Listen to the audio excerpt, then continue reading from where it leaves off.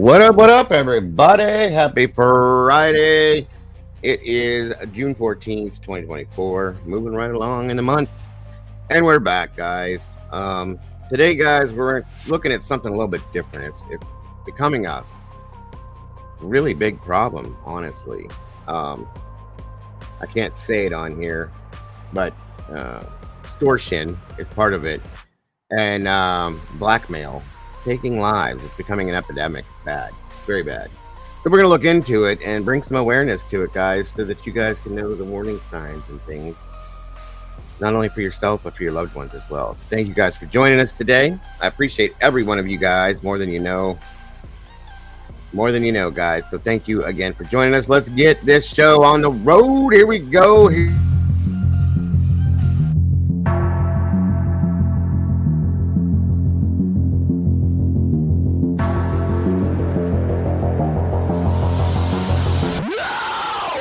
Ride that big.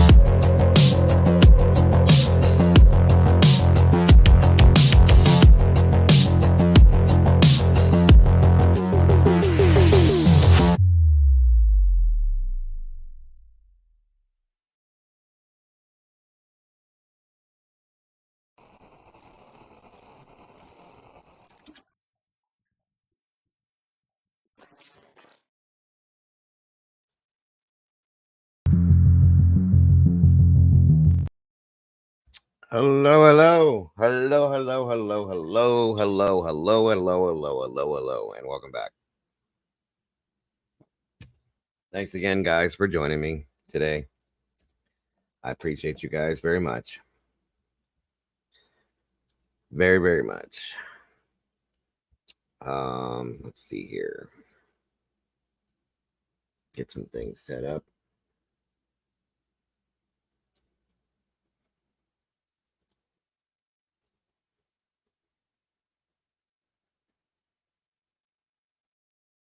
All right.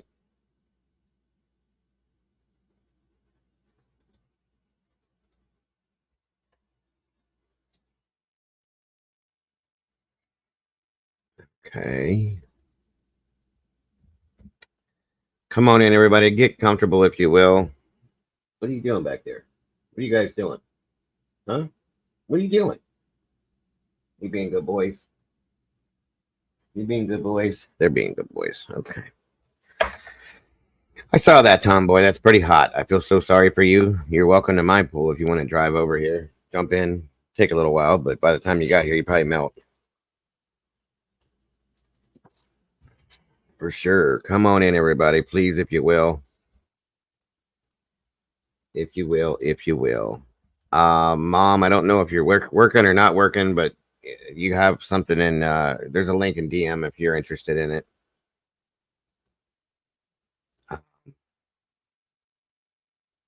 We got 63 peeps in here with 50 likes. We're getting close. Come on in, everybody, if you will, please. Let's see who is joining us today.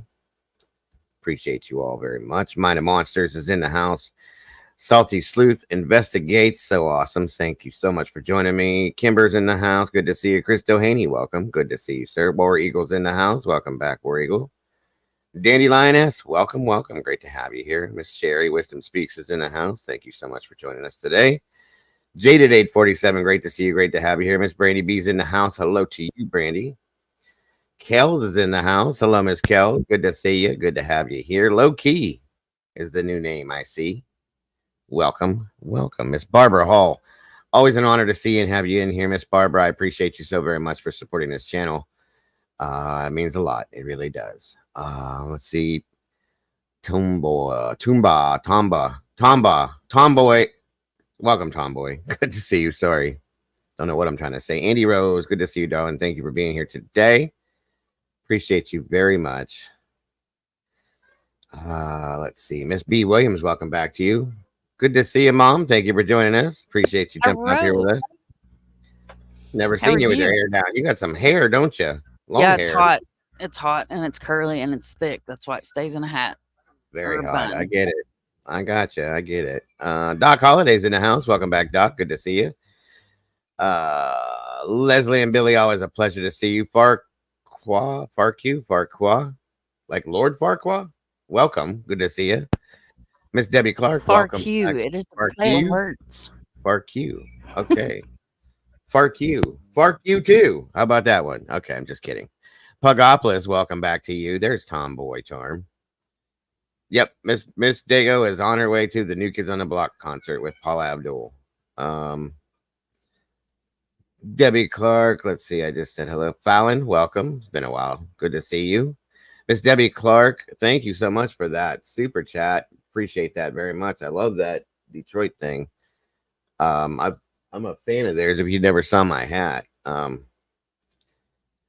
Tomboy Charm, Aurora 7. Thank you for joining us today. Miss Debbie Clark's been a member for two whole months. That's so awesome. Congrats and welcome to the community, Debbie. We appreciate you very much. Rapunzel, let your hair down. Thank you for joining us. Spiders on Drugs is my favorite. Okay, gotcha. Yvonne Potter, welcome. Welcome. Great to see you. I wanted to say it has the same period. Yes, trichophobia, trypophobia, I think it's called. It's a real thing, folks, and I have it. Let's see, making sure I'm not missing anybody. ERT was the first in the house. Thank you for joining us, ERT. Steven's Adventures, welcome back, my friend. Great to see you. Thank you for the moderators that are here. I appreciate you very much for joining us, guys. Please share this out if you will. Miss Doodlebug, guys, please, the first and foremost, guys, put your hands together if you can. If you're a praying person, say a little bit of a prayer for my producer, Doodle, and my very darling friend she is to me, is not doing well. She's got the big C word. So please say a prayer for her that she gets over that soon and she does well through it. I'm praying for you, sis, and I hope you're okay.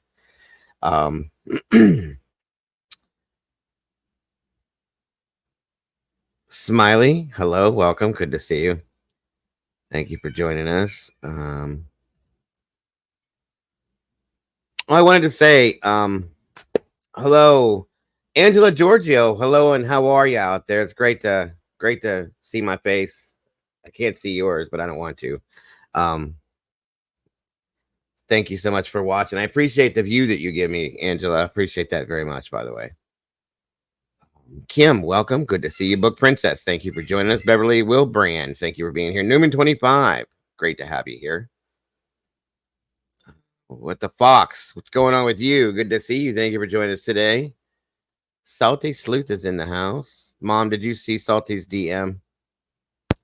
Did I see Salty's DM? She said she sent you a DM. Yes, I saw it. I replied. Grit 79. I'm sorry? I replied. My interwebs is probably running slow. Oh, okay. Ruby Slippers, good to see you. There's Mind of Monsters. There's the link right there for this amazing lady sitting next to me and her amazing channel and all the amazing stuff she does. It is so weird to see you with your hair like that. I did not ever expect your hair to be that long. Yeah, it's curly, so it's a lot because it's naturally curly, so it's actually a lot longer than I've only ever what it seen you with looks. the hat. Only ever see you with the hat on, so I can't. How do you fit all that up into a hat? Very carefully I for many guess. Good years Lord. now. I was an OG tomboy. Like I that get was it. me. I I get played it. baseball, and you know, when I was like, I think I was like 10 years old. I went to spend the night at a friend's house. I had hair down past my hind end, and my mom would never let me cut it. So I told my friend's mom, I was like, my mom said it's okay that when you take Penny to get her hair cut to cut my hair. Oh no. And she didn't know no different. She's like, okay. So she goes, and I had short, like to my skull cap. Oh God. Did your mom have a heart attack? She did, and she was a rather short little Irish woman that was not Mm. quite too happy with me, and I will never forget that afternoon. Bunch of bad words and a switch whooping, probably. I'm sure. Yeah, and she was the one that kept you had your own switch, and it was kept above the door, and you knew which one was mine and which one was my brother's that lived with us. Gotcha. She Gotcha. was a Gotcha. fan of weeping willows. I think they all were. My grandmother used to use those on me too. I'm telling you. She was And raised. when My grandmother was raised in Virginia in the hills, and that's what mhm, they used. So. when it got dry, that was when you went and walked and got your own fresh one. Mm-hmm. Yeah, because the bendy ones are the ones that hurt the worst. God, Mhm. they hurt so bad. Because my grandmother, God love her, she knew where the booty was, but would never hit that. Maybe on purpose, but the backs of my legs sure as hell felt it. I'll tell you that much. Mhm. And them Because in suckers the wrap around summertime, your leg. yeah, yeah, they did just like Mm-mm. the whipping Indiana Jones, and you were like, and that pain, folks, was one of those pains where it takes your breath and you go, oh, yeah, it don't feel good. But here's the thing, it didn't have to happen very often for me, because to see my grandmother angry was like like looking at an alien. It was not normal because she was so happy all the time, happy Southern belle type woman. But that pain it'll make you never do whatever you did again. I'm telling you right now. Yes, that's it. Weapons of ass destruction. I love Love it. that, Andy. That's awesome. That's awesome. That's exactly what it is. Yes, yes, yes. Miss Zelda's in the house. Thank you for joining us, Zelda. Jin Rebel, welcome to you. Thank you to all of my amazing and awesome moderators. SRB, good to see you. For being here today. I could never, should never, nor would never do this without you guys. There's our lovely Miss Molly. There's her channel. A little bit of, she's the one of the producers of the paranormal stuff that we're going to be doing tonight. Her and Andy Rose both are the producers of that stuff. They are amazing people with the paranormal, and you're going to like it, I hope. But that's Molly's channel, and that's what you'll get when you go over that way. Please check it out and show some love over there if you can. B. Williams, good to see you. I think I already said that. There's the other amazing channel, but when you go there, guys, I hope you're looking for nothing but real deal true crime and the facts, because Salty puts on a show that's nothing but the real. It's all real, guys. It's fact driven and nothing but true crime. There's no drama, there's no bullshit. So please don't go there looking for it, because you ain't gonna find it. And if you are looking for it, even though I told you not to, she'll make sure that you're looking for something else when you leave. She won't keep you there. Don't piss her off, is all I'm saying. She's an awesome. Another one of my, she helps me to produce a lot of stuff. She's an awesome person. Just don't make her mad, please, because don't do it. Just for your own good. Grits79, great to see you. Sony's in the house. Welcome back, Sony. Great to see you today. Hope you're having a wonderful day. Jaded. We got 87 people in here with 67 likes, guy. We need 20 more to make it even. Welcome, Jules. I love it. Far Q. That's cool. I didn't even think of that right off the head. I'm so slow. She is my Aussie sister. That is my day one mod. She was my 3rd subscriber on my channel. She sends me the best stuff from Australia. Thank you, Zelda, for that. Guys, thank you to anybody that has supported our channel in this sense. via PayPal and Cash App and stuff. That is what pays my bills, folks. It pays for the internet, the StreamYard, what else do I have in here? All these other programs I use to do this. They're not free, so we got to pay for it to do this, and that's what keeps me rolling with it. So I do appreciate every bit of it that you guys donate. What in the hell are you doing? That was weird. Anyway, and it's never ever expected, folks, but we do appreciate it so very much when it happens. So thank you very much for that. It keeps me going so I can be out here with you guys day in and day out. Salty says I'm not scary. To who? You scare me sometimes. I'll say that. She's not, guys. I'm just teasing. She's an amazing, amazing person. She really is. Just don't make her mad, is all I'm saying. She can be scary when she gets angry. That's what I mean. Just like any woman can. Oh, sure. If you want to join me, absolutely. I just didn't think you would. But yeah, you can join us. 1 second. Welcome, Captain Jenks. Good to see you, brother. Appreciate you very much for joining us. Where's it at? Boom. There you go, Kimber. Let's see. Walks with dogs. Hello. Come on in, guys. Get a seat. Thank you for joining us. We're going to be talking about something today it could be triggering to some, but it's something that is important that we put awareness out on. It's really bad. It's just I'm so tired of all these things that we are seeing. It's becoming an epidemic, guys, and you don't see people talking about it. You don't. So I'm going to do it. So there's so many things that are going on in our world right now that people don't know about. It's bad. It's really bad, and it's causing people are losing their lives over things like this. And some of these people have taken their own lives, guys, and that's not cool, especially when it's a child. You got to be kidding me,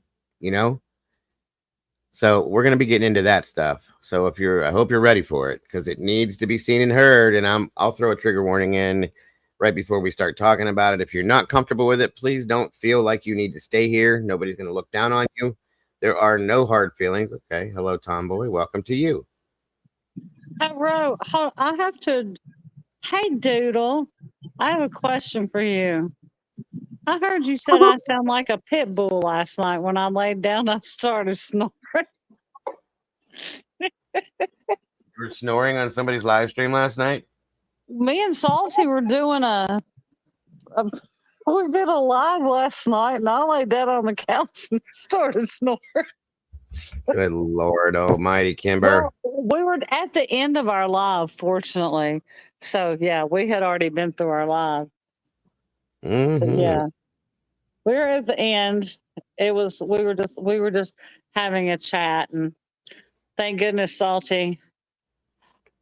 There's Mama Bear in the chat. I think she's working, otherwise she'd be here with us. Doodle clipped it for me too. Oh, Doodle. She's corrected. She said it was a bulldog, and she clipped it so you wouldn't miss it. Oh, she sounded like a bulldog Doodle. snort. Wow. Thank you, Doodle. We had a really good live last night, though. So I'm sorry I missed it. I was on, as you guys know, that panel with doing the interview with the friend of the Proudfoots. So I didn't get to see that. So I'm sorry I wasn't there. I try to support as much as I can.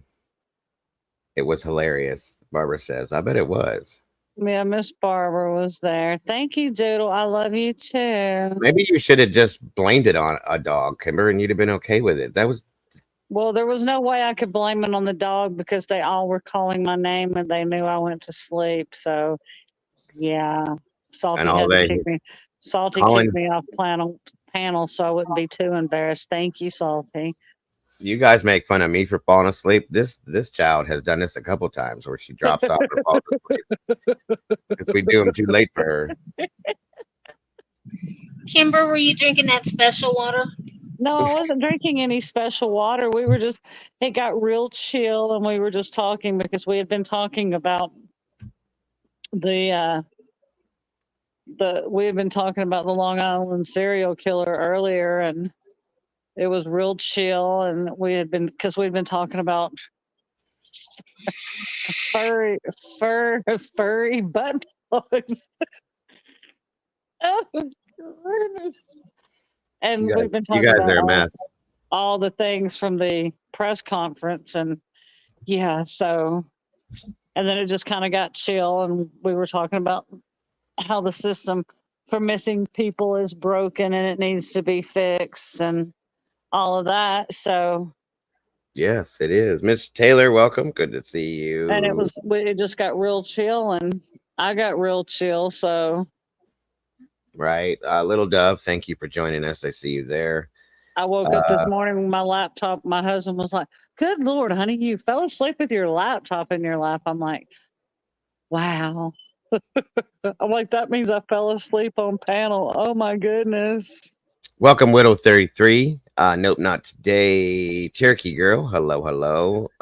Thank you, Miss Zelda, again for that. Jules. Yeah, guys, we're gonna do this, and then thank you, Zelda, for that. Please, guys, check out Mama Bear's channel if you will, and show some support there. We're gonna do this, and then later on in a few hours, it probably won't break up much, but I'm gonna be doing our paranormal thing. I might have an announcement in there towards the end of it as well. We'll see what happens. But we're gonna run that, and then that'll be it for today. Aurora, that is speculation. In the attorney Shannon Gilbert's attorney's opinion. So we don't. That is not in stone right now. So that is speculation. Well, the paranormal thing is tonight, Jaded. I'm running this right now. This Xstortian and Blackmail thing. I can't say it on here because they'll shut it down immediately. But I'm surprised that title. I'm sure you guys understand what the title says. But guys, please do that. Hit that like button. We got 76 likes and 89 people in here. Let's make that match, folks, if we can.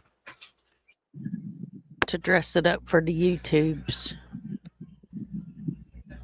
We need to dress it up for the YouTube.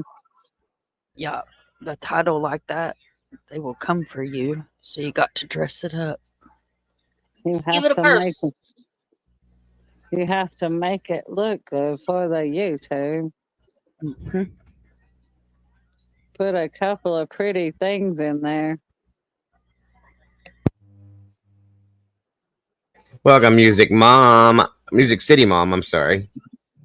Aaron B, welcome. Good to see you. I really appreciate the support you guys give the channel. Thank you for that. It means a lot. I'm just making sure I got everybody.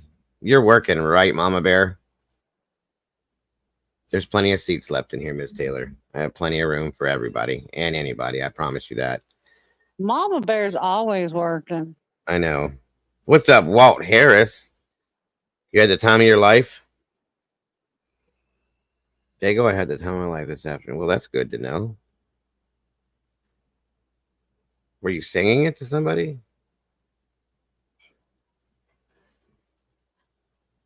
Welcome back, SRB. Good to see you. Thank you to the Blue Crew for being here and doing what you do. I appreciate you very much. Thank you to all the meatballs for being here and jumping in the sauce so we can spill a little bit of that sauce today. Thank you for that, Zelda. Again, thank you to anybody that has donated anything towards myself or the channel via this wish list from Amazon. That is so very much appreciated, guys. More than you know, especially the coffee and the stuff that the pieces of equipment that I use, you guys. It means everything to me. It really does. I'm off right now because of my carpal tunnel. Oh, well, good. Rest up, Zelda. You need it. You deserve it. You really do. Andy Rose, you were in Clue's chat. Oh, yeah, that was interesting over there, wasn't it, Walt? I know I'm not as animated as some of these other channels. I'm kind of boring for the most, I guess, but it is what it is. I do my best. I don't think you're boring. I enjoy being here. I think I'm boring. When I think I'm boring, there's a problem. I don't know. Who knows? Who knows? But again, I want to say hello to Angela Giorgio and thank you for your views very much, Angela. I appreciate you so very much. for that. So Moni in the middle. I see you in the middle. Welcome. Good to have you here.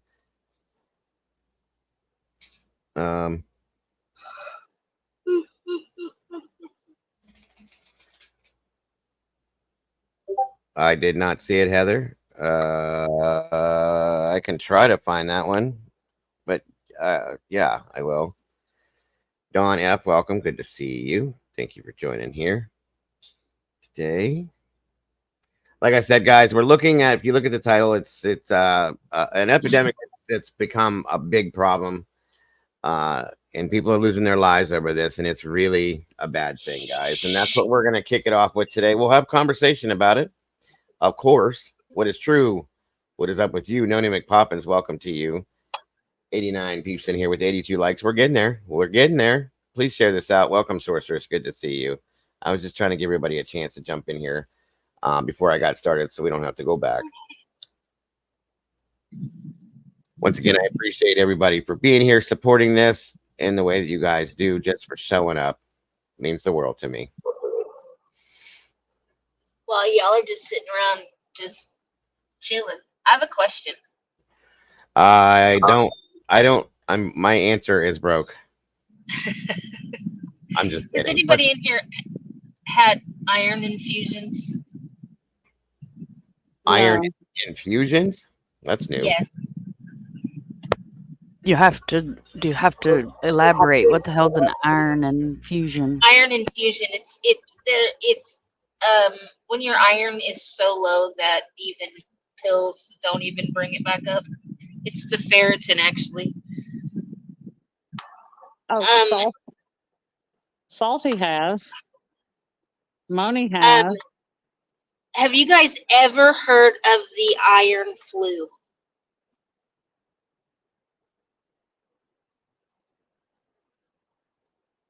No. I didn't either until I woke up this morning with 102 fever, and I'm like, what the heck? Because I was fine, perfectly fine last night. I woke up this morning Welcome, with 102 Candy Kitten. fever. Good to see you today. Thank you for joining us. So I had to call the doctor and find out, and they're like, yeah, you can get it. It's a real thing. And I'm like, oh, okay. Could you tell me that next time before I get this infusion?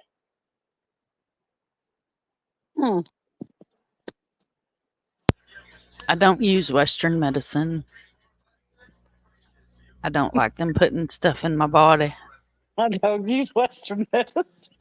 I don't use Western medicine. I don't go to the doctor. I don't go to the hospital. I do not be a part of none of that mess. Stay away from me. Don't be a part of touch me that. with your Western medicine, please. Get away. Come near me with that mess. Salty can't be too much because my iron level is still well below what it should be. Oh, mercy. Sorry, I'm doing something. The dinner come? What are we eating, Kimber? Dinner's not here yet, but I almost forgot to put my ribeyes in the freezer. Oh, no. That would be tragic. Being infiltrated. Where did he go? But yeah. Steph, my level was 3. So how often do you have to have these iron infusions? Well, last time I had to have them, I did one, and then 2 weeks later I had another one, and then I haven't had to have one for almost a year. But now my iron and my absorption levels are so low, I have to have one a week for the next 6 weeks.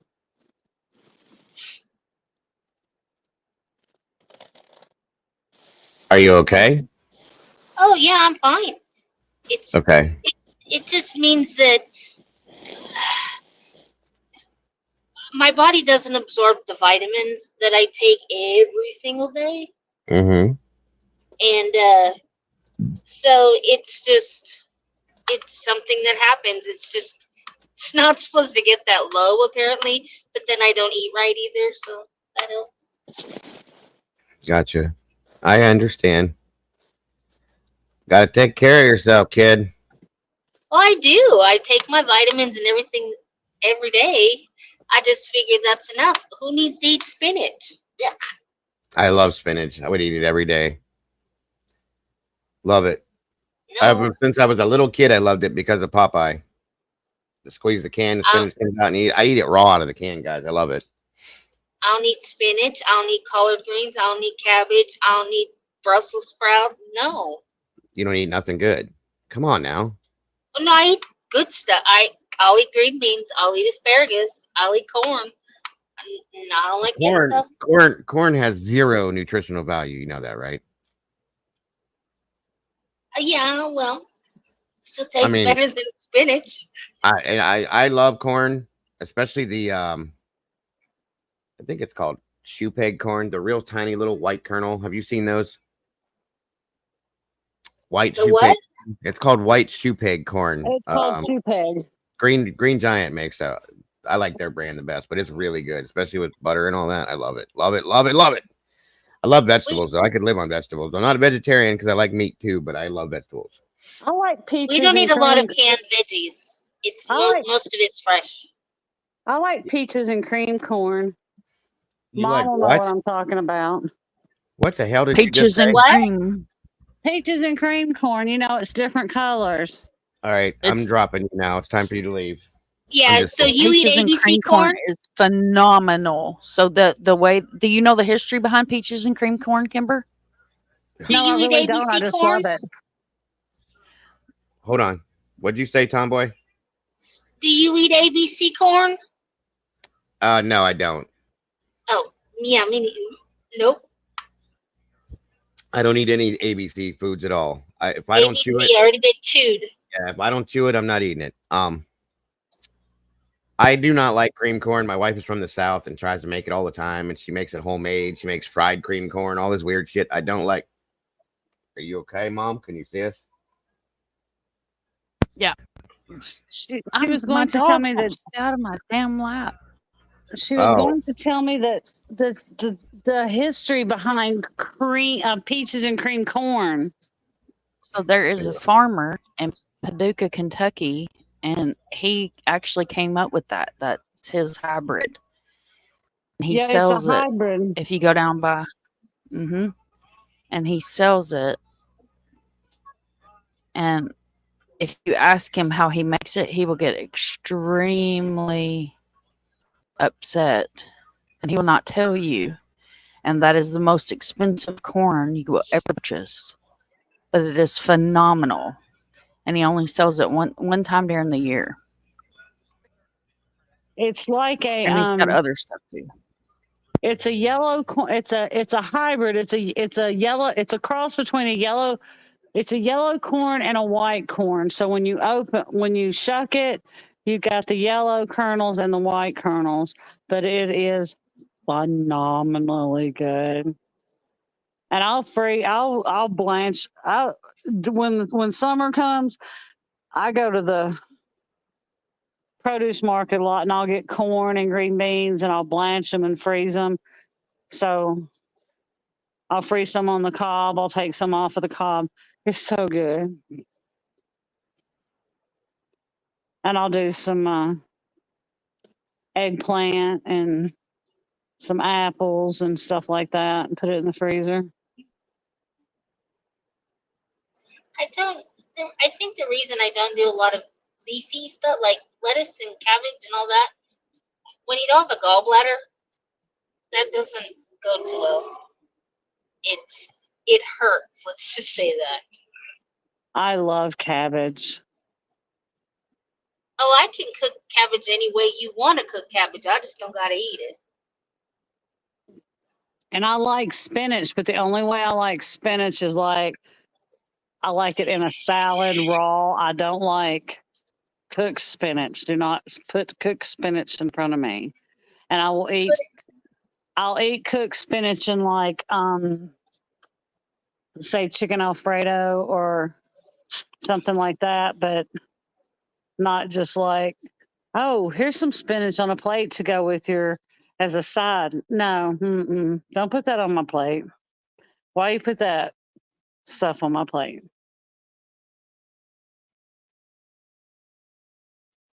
Don't ever do that again. My mama loved it. My mama also loved liver and onions. Pay no attention. Somebody keeps calling my phone. It's okay. She loved liver and onions. I hate liver. I hate liver with everything. I mean, it's the only meat that I just the only thing I really don't like is all the smell of it makes me sick too. Okay. It's good for Mincemeat fishing. pie. Nope. That's the other thing. Mincemeat pie. Nope. Nope. Nope. Nope. Nope. Nope. Nope. Nope. Mm-mm. I don't like that either. Liver, chicken liver will catch you some catfish.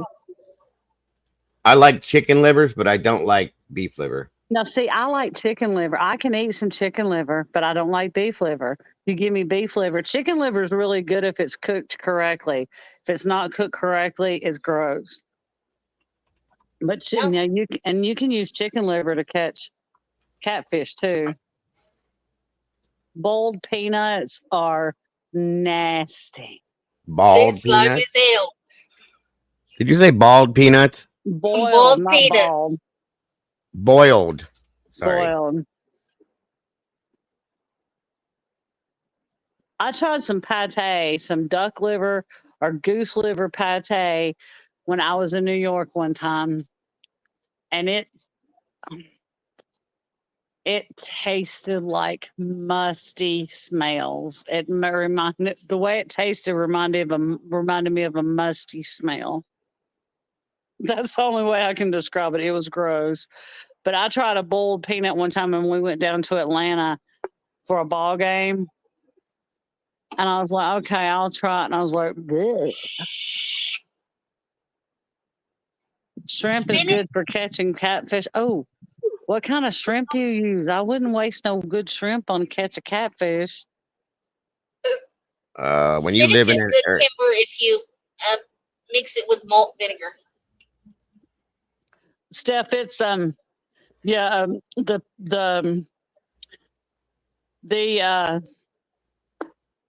peanut is legit boiled in the shell, and it is like mush. I mean, I guess it's an acquired taste, but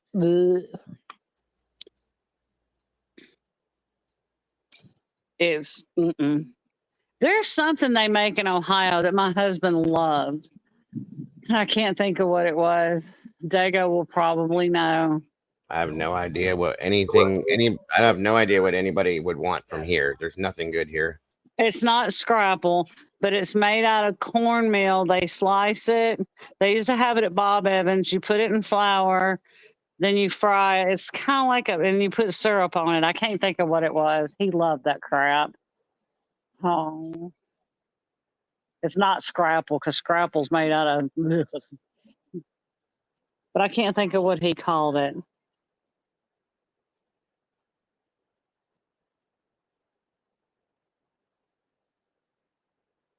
Look, Salty, we've been talking about all this. So Salty says she's hungry now. I don't know. Salty, what made you hungry?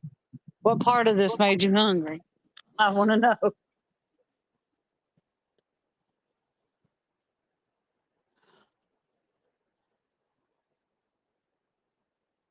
So you guys done talking about food now? So now that I'm eating my right arm? It's not our fault you're eating your right arm. I'm just saying I'm starving to death now. For whatever reason now, with all that talk, you guys got me wanting damn Chinese food. Yeah, when we head to Florida, leaving here, going through Alabama and all that, it'll say boiled peanuts, boiled peanuts, boiled peanuts, and I'll be like, keep your boiled peanuts. It's like 85 here and sunny. What the fox? So no, Stephanie, Steph, you do not shell the boiled peanut before you eat it. You eat the whole thing. That's why they're boiled. Welcome, Avery. Good to see you today. Why? I don't know. It's a southern thing. Well, I'm in the South and I don't eat that shit. Well, okay. The But I'm peanuts not, I'm not from here though. the peanuts are boiled, and it's Catch monsters. the peanuts are boiled, and it softens that shell. And Florida loves our boiled peanuts. You don't eat the shell. Well, how do you avoid eating the shell? Welcome, Murky Piglet. It's good to see you in here again. Jaguars, welcome to you. Terry Martin, Jen Rebel, Okay. Heather. Anybody I missed, welcome. Aaron B. Right. Yeah, I'm craving it now. Who's donating to my dinner tonight, guys? Chinese How food. do you avoid eating the shell on a boiled peanut? It's already mushy. How do you? You guys are really talking about boiled peanuts right now. Dago, we're going to the Chinese buffet. Yeah, okay. We don't have that. Will that help? No. What do you want to send me a picture of it? Is that what's you're gonna do, or? Yeah, I'll send you a picture. Okay. Welcome, Kaylee. Good to see you. Thank you. Hold on a minute here. Hold on. I probably should start the show, folks. Well, I just put the whole damn peanut in my mouth. Maybe that's why it was so gross. I just put the whole thing in my mouth. Yeah, I was gonna say I don't think you're supposed to do that, but hey, you never know. Okay, so I ate the whole thing. Well, nobody ever said you weren't strange. It's okay. It's okay though. It's okay. No, I'm not sucking anything to try to get meat out of it. No. Whoa. What's up? Brandy B's in the house. Who wants to donate to I'm hungry? Shit. I ain't got. If I'm eating dog or cat at a Chinese restaurant, it's the best dog or cat that I've ever had in my life. 100%. 100%. We had that happen. Listen, I'm gonna tell this story and then we're gonna get started. We had a place here. It was called the Mandarin House. It was in Warren, Ohio. That's where I grew up at. Okay. Terry, you're probably familiar with the area, but it was called the Mandarin House. It was one of those Chinese buffets. It was so good. I loved it. We would go there every payday. That's what we did because I loved it so much. Beautiful place too. Okay. And we went there probably for two years, I think.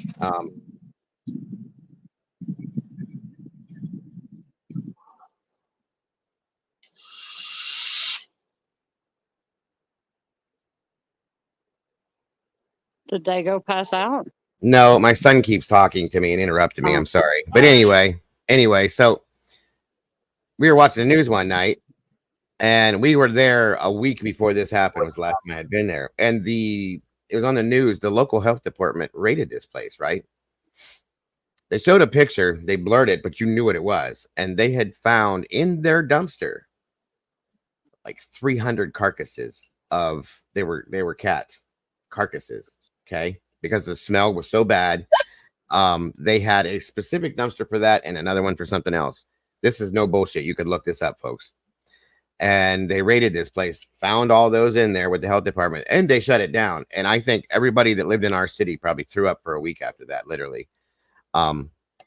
It's kind of crazy. And I didn't eat that kind of food for a long time after that because I was so nauseous from it. Yeah, it was crazy. It was not actually Chinese, it was Vietnamese. They were from Vietnam. So, but that is normal for them over there, from my understanding. So it's like, okay. I want to know where you got all these animals though to do this. I'm wondering if they were driving around stealing cats out of people's neighborhoods and stuff. It's crazy. So that's fact, you guys. You could look it up. Warren, Ohio. The Mandarin House was the name of the restaurant. I think it was in the newspaper and everything. So, well, if they serve cats and dogs, they marinate them really well. It was only cats that they found. There was no dogs there, I guess. So, all right, folks, we're off and running. Yeah, we're gonna be Nani, watching. hang on, Nani. The peanuts I had were not boiled correctly because the shell was mushy. The shell was so mushy it was edible. I'm telling you. Okay, you guys are insane. That's all about Kimber's boiled peanut experience. Yeah, we're gonna put the peanuts on hold for just a little while. We'll get back to that after the fact, but we're gonna listen to Aunt Nancy first. Oh, your pause game is on point. I think it was pretty good, yeah. So, I'm gonna throw up a trigger warning on this, guys. This is gonna trigger some of you guys. I'm telling you right now, it's not good. not just Nancy, but what she's going to talk about. I'm saying. So, there's that. And I'm just saying, if you guys are not able to handle this kind of stuff, it's okay. If you want to step out for a while and come back, it's okay. I get it. I'm gonna go to YouTube. I got the pest getting ready to get in the car. Okay. Okay. All right. Here we go. And if you guys have audio problems, wait a minute. Let me make sure you don't.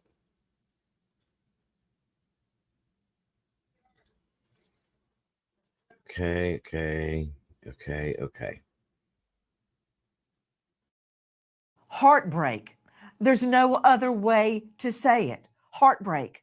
A beautiful little boy, just 13, commits suicide in the front yard. Mommy and daddy inside after a horrible online sextortion scheme. What is that? Now we all know what it is. Tonight, what happened?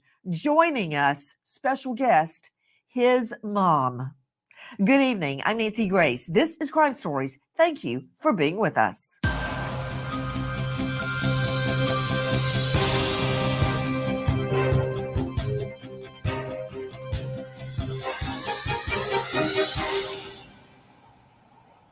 A Sumter, South Carolina homeowner leaving for work thinks someone is sleeping or passed out in their yard. He tells his wife to lock the doors, check on the children as he looks into what's going on, and calls 911.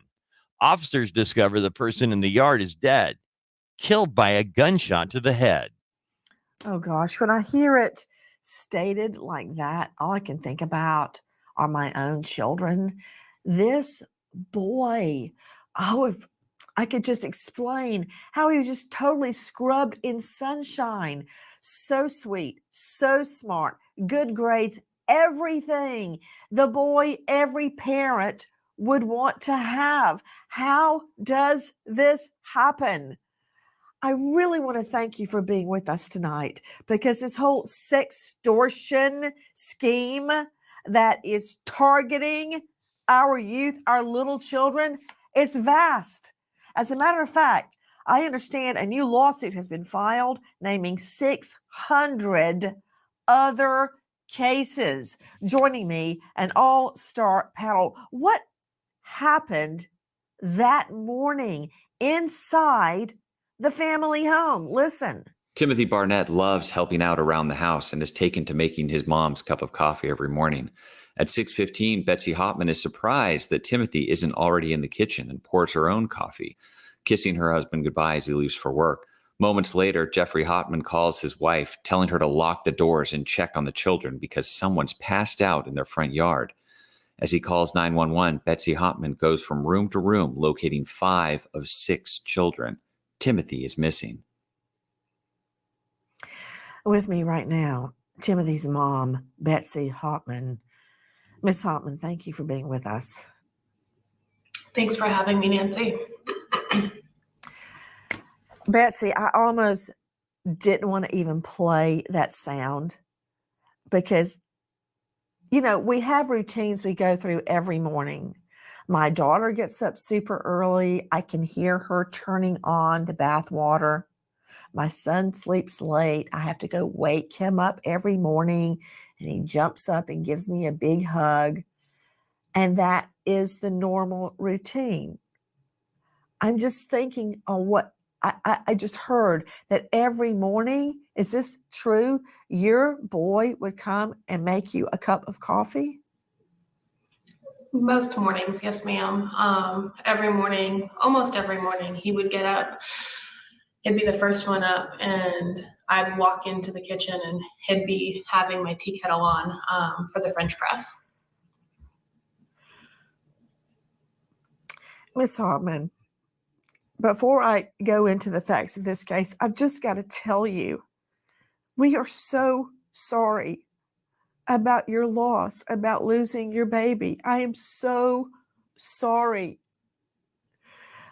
I appreciate that. Again, with me, an all-star panel. A lot of people haven't even heard the word sextortion before. And joining me in a few moments is an expert in online safety, Tanya Jordan from Bark.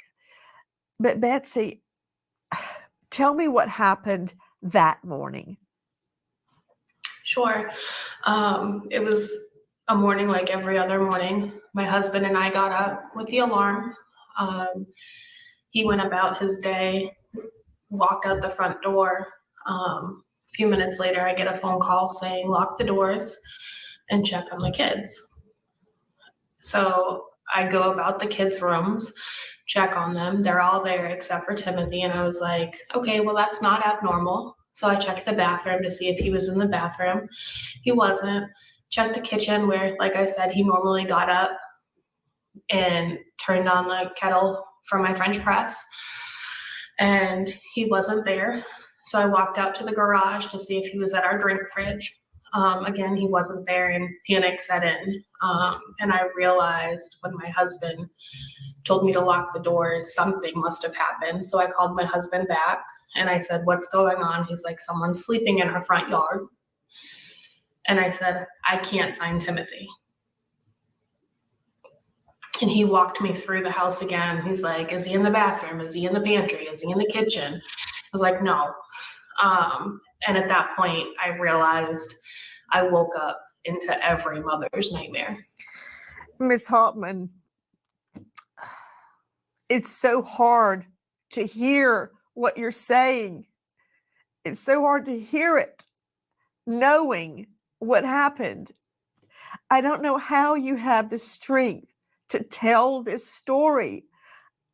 How do you keep going? How do you have the strength to tell other parents about what happened tonight? The only reason I can even have that is because God allows me to have a voice that allows education for other parents so that they're not sitting in my seat. Okay, you get the call from your husband. I just saw a picture and it looked to me like it was Timothy walking you down the aisle when you remarried. There, oh, what a handsome boy. You get a call. There's somebody in the front yard. Lock the door. Go check on the children. You find everybody but Timmy. Then what do you do? Like I said, I walked through the house, making sure that he wasn't in his normal spots in the morning because, like I said, he normally woke up before everybody else.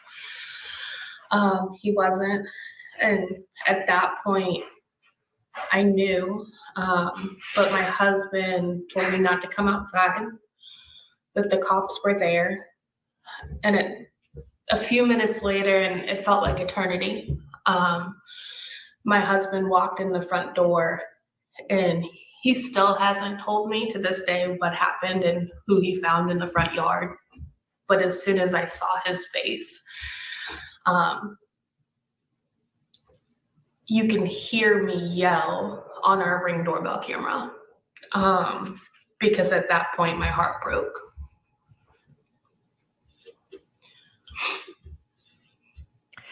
When did you learn your baby, your little boy, and I know you have, I think, 3 boys, but I refer to both of my twins, they're 16 now, as my babies.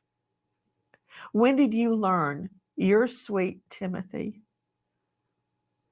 this tastes like dirt in my mouth, had committed suicide?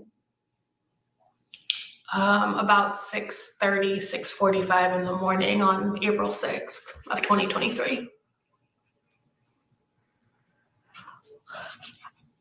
How did you process not just losing your child, but learning your child committed suicide? I couldn't believe it. I didn't want to believe it. It didn't make sense to me because he was such a normal kid. He was the kid that was the life of the party and the one that always tried to make people happy. He's the one who would come in and cuddle and make sure that mom was okay. And again, it truly didn't make sense to me because we had plans. He had asked me to take him to Tennessee, to Gatlinburg, for his birthday. And I was like, yeah, we can plan a trip, you and me, like, because I like to make memories instead of do gifts. And I was like, yeah, we can most certainly do that. And we were planning it. So it didn't make sense at all until I found out what happened. Guys, what do we know did happen? Why is this beautiful boy, who I keep saying it over and over, there were no prior mental instabilities, there were no depressions, he had never ever threatened suicide, ever, never even intimated anything about harming himself or anybody else. I'm telling you, this is the boy every parent wants to have. So why is this beautiful boy dead? What more do we know? Listen. Betsy Hauptman meets her husband at the front door, hysterically explaining she can't find Timothy. With tears in his eyes, Jeffrey Hauptman shakes his head at his wife, and she screams. The body in the front yard is Timothy, dead of a self-inflicted gunshot wound to the head. Security cameras show Timothy sitting in the family car in the driveway for 2 hours the night before, frantically scrolling on his cell phone. Sumter, South Carolina PD collect Timothy's phone and his school Chromebook, vowing to find out what drove the teen to suicide. And again, isn't it true, Betsy, that Timothy, I have a nephew, Timothy, and I call him Timmy, even though he's grown now. So I've now started calling your son Timmy because I've read so much about him. Isn't it true that your son, Timothy, had never gone through bouts of depression, had never lost appetite, was never in prolonged periods of sadness, to your knowledge, wasn't bullied at school? None of the red flags we look for. No bedwetting, no self-mutilation, no slapping or bruising or pinching himself. Nothing to make you think he would ever have committed suicide. There were no extreme signs. I mean, he was a 13-year-old boy, a 13-year-old boy that was going through puberty. Would I classify him as a depressed child? Absolutely not. But what teenager doesn't have the normal, what's my place in life? The normal ups and downs of going through middle school, entering high school. He is just 13 years old. You're sitting there playing his sax, part of, I take it, the school band. But I understand that night he was scrolling, and I've seen my daughter and my son do this. They scroll and scroll and scroll on their phones. I'm like, what are you looking at? And they typically say TikTok.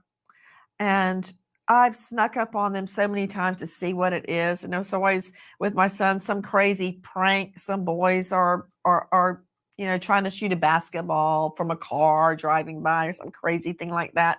My daughter's looking at fashion or skincare, but they look at it all the time.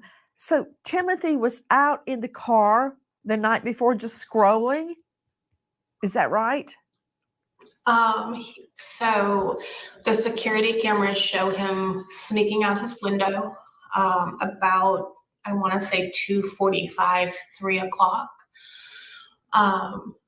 and sitting in my car. And then you can see him on his phone, just scrolling through it. And unfortunately, the cameras aren't the greatest to see. We weren't able to see what he was scrolling through or what he was doing on his phone, but just that he was on his phone scrolling. And then at about 5 o'clock, 5:15, he goes off camera. And he comes back for a short few minutes, and then he goes back off for the final time. So you had no idea he was outside in the car scrolling. And there's something very comforting about just sitting in the family car. I know when we would drive home from school, a lot of times in the afternoon, we would sit in the car in the driveway and listen to music and talk. It's just something, you're cocoon-like in the car. And I'm imagining him sitting in the car where nobody can see what he's doing. He knows you're asleep inside and he's scrolling. Had he ever done that before, to your knowledge? He did it once before, from my understanding. But that's not an abnormal thing, because much like you, Nancy, when I go on a trip anywhere, even if it was to the grocery store, or to go get gas, I sit in the car for a few minutes and collect my thoughts, because it's that almost soundproof space where I can block everything and anybody out. And Tim was a lot like Mom, where he needed that soundproof space to process his own thoughts. Why is a 13-year-old little boy dead? Why did a 13-year-old who had never threatened suicide, never had mental instability or problems, no prolonged depressions, nothing? Why did he commit suicide? And what was he scrolling ceaselessly the night before, sitting in the family car? What was so secretive he did not want his parents to hear about? Joining me is a very special guest who I've got to say is one of the bravest ladies I know, speaking out so other parents can learn from Timothy's death. But right now I want to go to Tanya Jordan, joining us, online safety expert, chief parent officer of Bark Technology. It's an online safety company that helps keep children, kids, teens safe. And I've got to tell you, my children know, the whole family knows that I have Bark. Bark is kind of an online program you download on your phone and your children's phones, and you sync them. And they're like a safety net that catches problems, curse words, bullying. I don't really know how they do it, but I will give you this brief anecdote. My son is the goalie. He's been a goalie forever in soccer. And when he was about in the 7th or 8th grade, he made this incredible save. And he was really horizontal. He went horizontal to stop the goal. And he did stop it. But his arm went through the net. And he got a big bruise from the net. And he took a picture of it. And he sent it to some of his friends and went, "Look what I got saving a goal." He was proud of the bruise. Well, Bark caught the bruise and alerted me about self-harm. That's how sensitive it is. So that's what Bark is. Tanya, Snapchat. A lot of parents think if you go on to your child's scrolling history, their internet use, then you know what they've been doing. That is not true. All of this happened on Snapchat. Just very briefly, explain what is Snapchat. What's a snap? Snapchat is an app that was launched to send disappearing photos, and children do not need the ability to send disappearing photos. It has now expanded to offer location sharing, which is problematic. It's become rife with drug dealers and now sextortion scams. Guys, very often I'll be sitting with the twins and one of them will start laughing. I'm like, what is it? And they go, "It's a funny snap from so-and-so." I'm like, "Let me see it." And they go, "It's already disappeared, Mom. I can't show it to you." To Betsy Hoffman, this is Timothy's mom. Betsy, when did you find out about this horrible sextortion scheme against Timothy on Snapchat?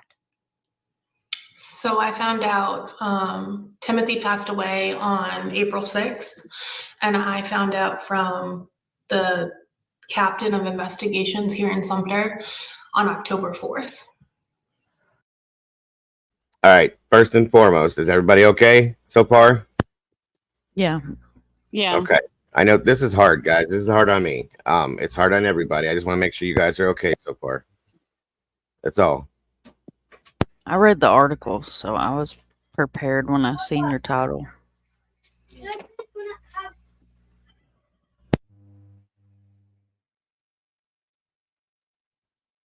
Okay. Just making sure. Like I said, what's up, Demon Dog? I know this stuff like this is rough, but the awareness needs to be put out, guys, and that's why I cover stuff like this. I just like to check on you guys throughout things like this to make sure everybody's doing okay. That's all. So, moving forward. And that's what makes you amazing, is you care. I won't say I'm amazing, but I do care. Oh, I will. Joining me now is Ashley Jones, investigative reporter and anchor, WIS News, South Carolina. Ashley, thank you for being with us. I want to go back to the day that Timothy was killed. Tell me what you know. From what I know, as far as what Sumter PD said in an incident report, on the morning of April 6th, Timothy's father found his body laying outside in the front yard. And from there, they called the Sumter Police Department, who came out and began an investigation. However, there was some, I believe, discrepancies as far as Sumter Police. Sorry to interrupt. I have to tell you guys something. Welcome, Carly, and you're welcome. I don't drink a lot of soda. I do drink Pepsi Zero every now and then. I found something, you guys, that is absolutely amazing. If anybody likes root beer in here, I used to love it. I lived on it. This is A&W root beer with zero sugar, none. And this tastes exactly like regular A&W root beer, folks. It is absolutely amazing. I love it. If you're into that kind of stuff, please get it. It is so good. It really is. Sorry to interrupt. Police Department actually doing the investigation. There was something about they couldn't get into Timothy's phone to figure out what may have happened. There was a lot of back and forth. Oh, Ashley, you know, it's amazing that you said that, because you guys have already lived through this in South Carolina with the Alex Murdaugh trial. Remember what all we had to go through? They had to bring in the Secret Service to unlock a phone in order to place Alex Murdaugh at the dog kennels where his wife and son were murdered at the time of the murder. Remember that? I sat through that Secret Service guy testimony, and it was very, very intricate about unlocking the phone. Okay, so what is Timothy looking at for 2 hours and then commit suicide in the front yard? Listen. Just before his death, Timothy changed the passcode to his phone, so detectives focus on the task of unlocking it. Betsy Hauptman tells Detective Kelsey Wade that Timothy mainly communicated over Snapchat, and Wade issues a subpoena for the teen's account. 11 weeks go by with no answers, despite Hauptman calling twice a week. Wade finally informs Hauptman investigators are submitting a second Snapchat subpoena. Welcome, Draw. Thank you so much for being here. You were 100. That's awesome. I appreciate you guys so very much. More than you guys know. It's wonderful to have you here, Doc, especially for this one. I'd love your input on this if you have the time, honestly. So thank you again for joining us. Along with a subpoena for Timothy's Cash App activity. Joining me, in addition to Timothy's mom, Betsy, is the family lawyer, Joe Cunningham, high-profile lawyer in that jurisdiction. Joe, thank you for being with us. They have to send a second subpoena to Snapchat. Why? Well, Nancy, what we know is that the first subpoena that was sent to Snap, apparently from Snap's response, was not comprehensive enough or detailed enough to provide a response. So it required them to send a second one. And since then, this investigation has been handed over to the federal agencies, the U.S. Attorney's Office, who is now handling this. So it's amazing to me that in light of Timothy's death, you have to basically threaten Snapchat in order to get responses. And you've got the mom, Betsy Hauptman, basically begging to get answers. What was my son looking at? Betsy, what was going through your mind when you're having to call twice a week to get answers and still not getting answers? what were they doing to find out why my son killed himself. And unfortunately, I was told it wasn't Sumter Police Department's job to find out why he did it, just that he did it. You know, that is amazing to me. And I'm going to circle back in a moment, Betsy, about when you took the phone away from him for a period of months. But right now, I want to focus on why the local police department told you to just figure it out yourself. Imagine you being in Betsy's position. Figure it out yourself. Is that a problem for anybody else? Yeah, it's a problem for me. Yes, because that's a we good see problem. this so often that these families are meant to be grieving their whole life just crushed down in front of them, and yet still have to be an investigator. And I back the blue when they deserve to be backed and when they do their job. And when they Agreed. don't, Yes. I'm not going to back them. And I have a strong opinion. Figure it out yourself.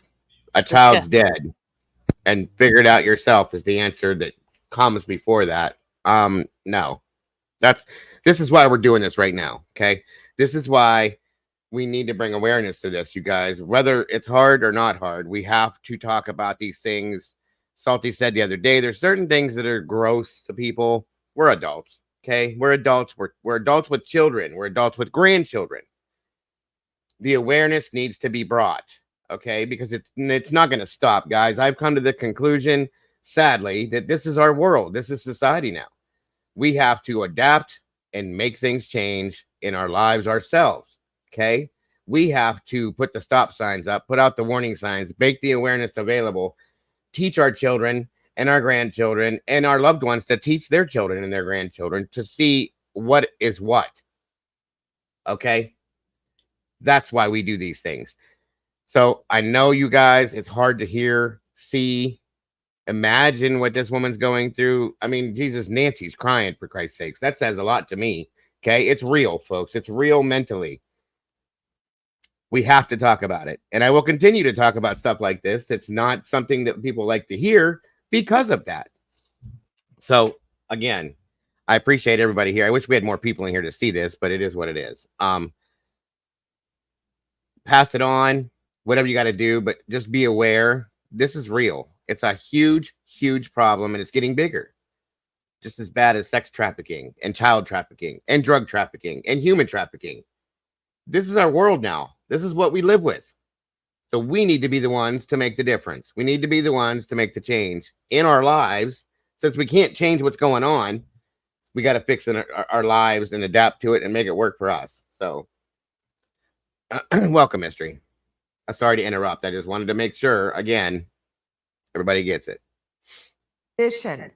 You're trying to find out the cause your boy committed suicide, and you believe the answer is on his phone. I want you to listen to this. 5 months after Timothy's death, Betsy Hopman gets a notification on Life 360 that Timothy completed a drive. Hopeful that detectives cracked his passcode, Hopman calls Detective Wade with no response. Hopman drives down to the police station, refusing to leave until she speaks with Wade. Hours later, 2 unfamiliar detectives inform her that Timothy's phone is equivalent to a paperweight. They are closing the investigation, and it isn't their job to figure out why her son killed himself.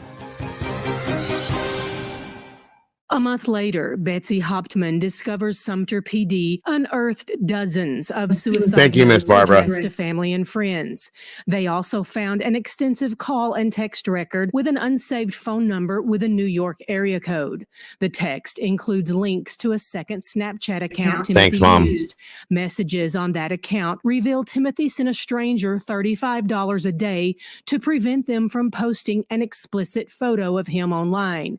One of Timothy's last messages begged the stranger to stop, reading, quote, "Please, I'm just a child."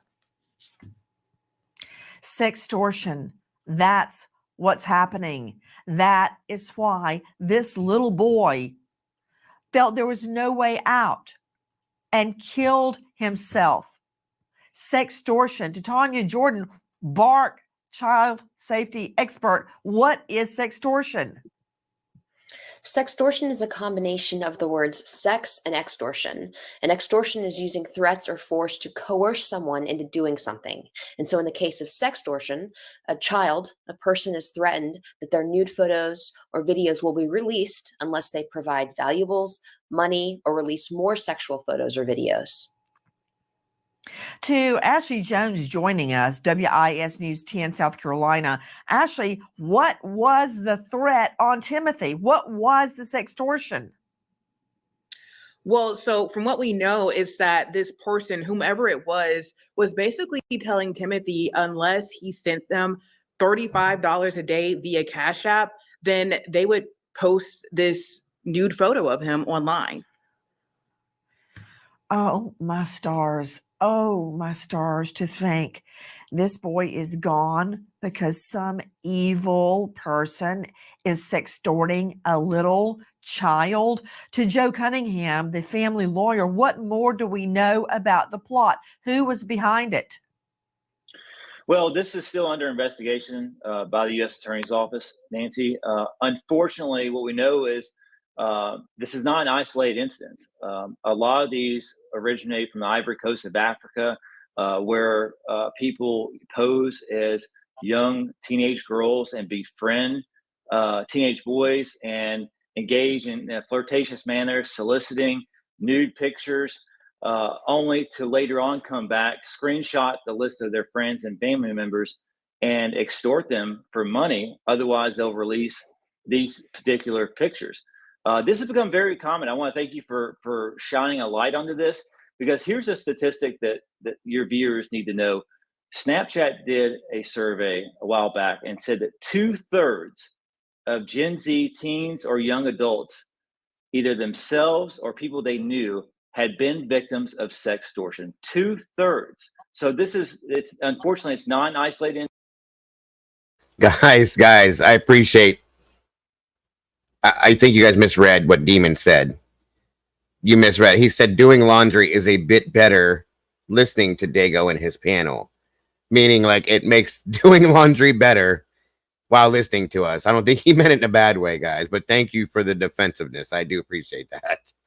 That's what he meant, though. I agree. I believe. I'm sorry. It's all good, Demon. You're good. And thank you, Walk the Fox. I appreciate that very much. You guys are awesome. Incident. This is the worst case scenario, though, for any family to have to go through. Guys, it You're is good, by boss. far not the first time a teen boy or girl has been targeted in sextortion. For instance, in a case I recently investigated, a superstar kid, much like Timothy, is online chatting with a beautiful girl his age, and the girl gets the boy to send a nude photo. Well, it turns out the girl is not a young girl his age at all. Listen. Over the course of a short conversation, Samuel Ogashi, pretending to be this young woman, persuaded Jordan to send a sexually explicit image of himself. Once Samuel Ogashi had that sexually explicit image in his hand, he then turned to extort Jordan DeMay for money, threatening to reveal the image to Jordan's family and friends if he did not comply. This kid, Jordan DeMay, a high school superstar, and you are hearing the U.S. Attorney Mark Totten speaking. Listen. Jordan DeMay paid what he had, which was $300. But Samuel Ogashi continued his threats, demanding more from Jordan. A few hours later, Jordan told Samuel Ogashi that he was now taking his life. And Samuel Ogashi, responding through the Instagram persona of Danny Roberts, told him, "Do that fast, or I'll make you do it." Look at this boy, Jordan DeMay, who committed suicide after sextortion. His father spoke to me in depth. Listen. If things happen, it's not the end of the world either. Jordan's story is so tragic, and this is something that probably would have been laughing about in 10 or 15 years after he's graduated college and gotten married and had kids and bought his first home and, got a career job and did all the things, you'd look back and kind of like, that was stupid, right? But in that moment, you can't. They're not old enough to understand that. They're not developed enough to understand. Betsy Hotman takes Sumter PD's findings to the FBI and Homeland Security. A federal investigation is immediately opened, and detectives find that the Cash App account Timothy sent money to belongs to a woman in Los Angeles County.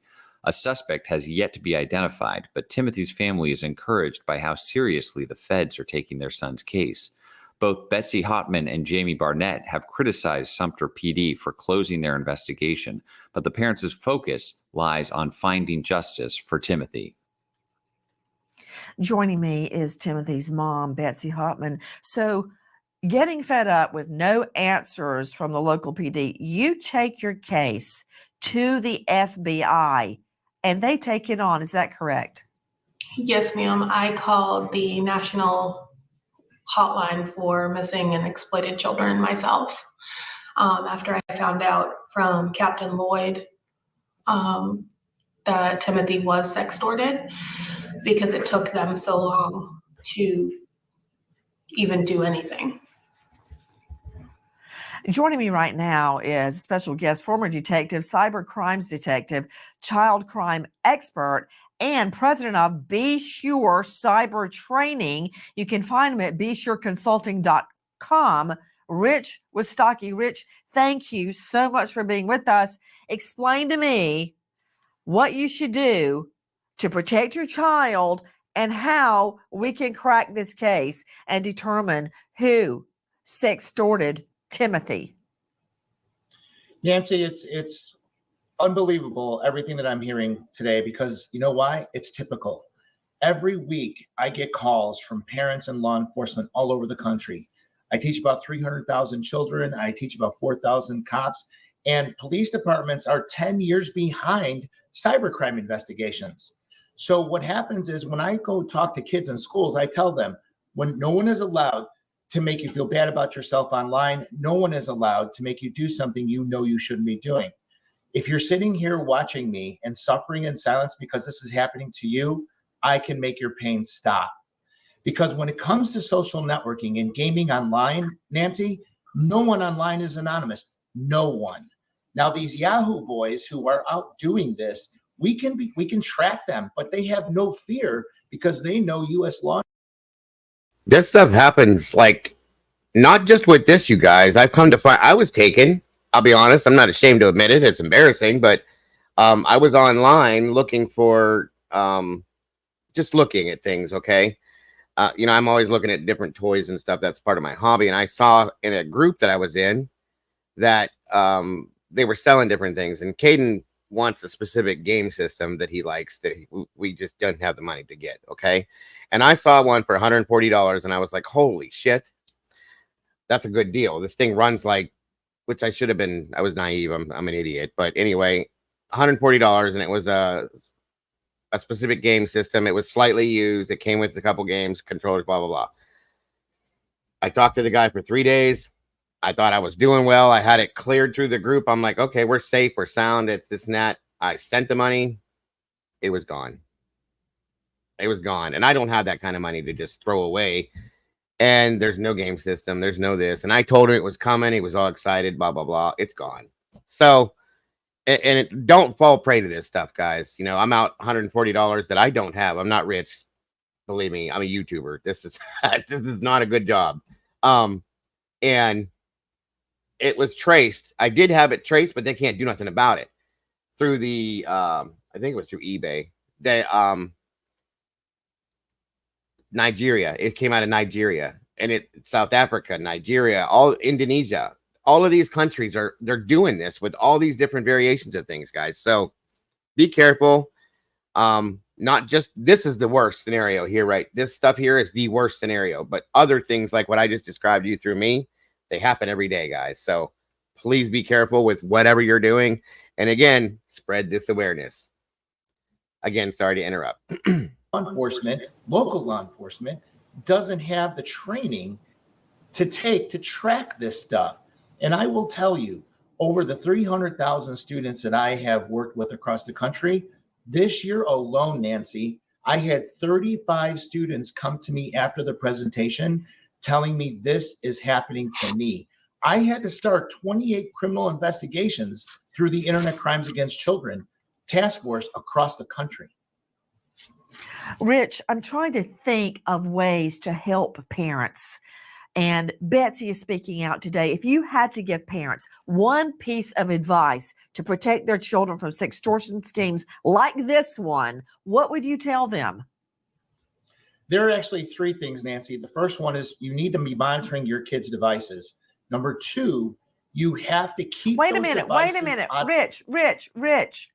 If we're talking about Snapchat, which is what Betsy Hoffman's telling us about today, those images disappear immediately.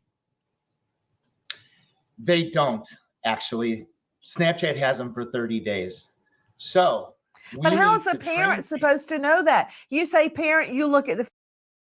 See, this is where I think there needs to be changes, okay? I think apps like Snapchat and TikTok and things like that, where videos and pictures and things like that, they disappear. I don't like that. I never did. That's why Caden never had Snapchat. And every time he would reinstall it, I would uninstall it, and I would fight with him about this, thinking he's 16. Now, I need to. No, you don't. I don't care if you're grown or not. He's 18 now. I can't do nothing about it now. But still, guys, I mean, it's stupid that they do this, and it almost makes me feel like it was set up for the reason to be able to be deceptive. Okay, I know I'm sounding a little bit conspiracy-like.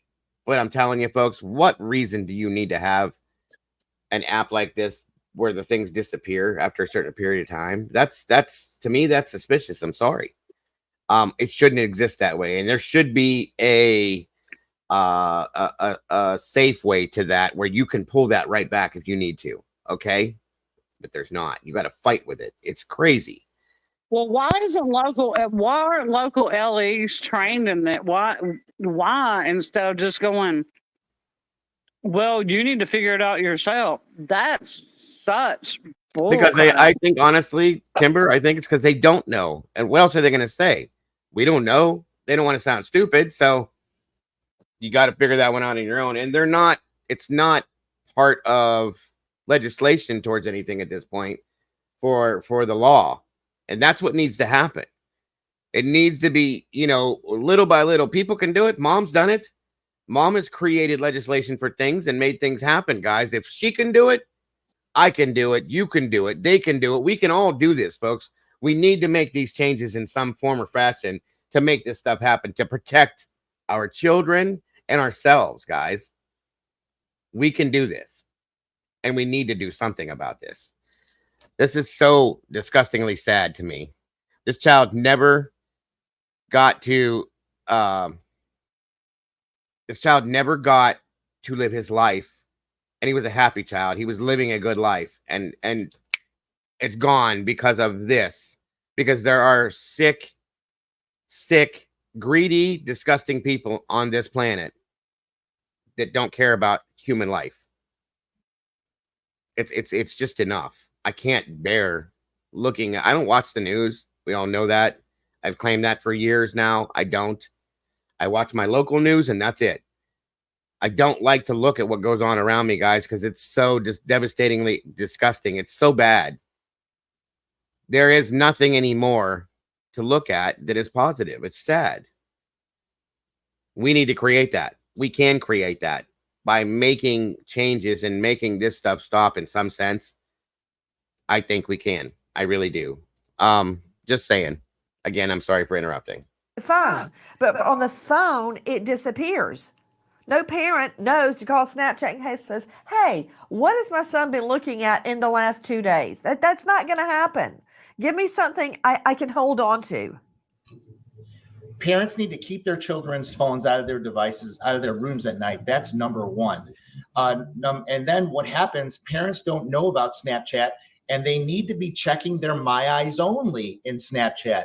This is a private cloud-based service that Snapchat has called My Eyes Only. And most of our children are hiding their most horrible pictures of themselves and others in it. Now, number one, Nancy, is that parents need to have the access code to their kid's device and spot check that. That's something you can hold on to. And if at any time a child changes their device because they're hiding something, you know something wrong. So imagine in this case, if the parent knew the access code to the phone, we could have unlocked that phone and traced that within hours of where it came from.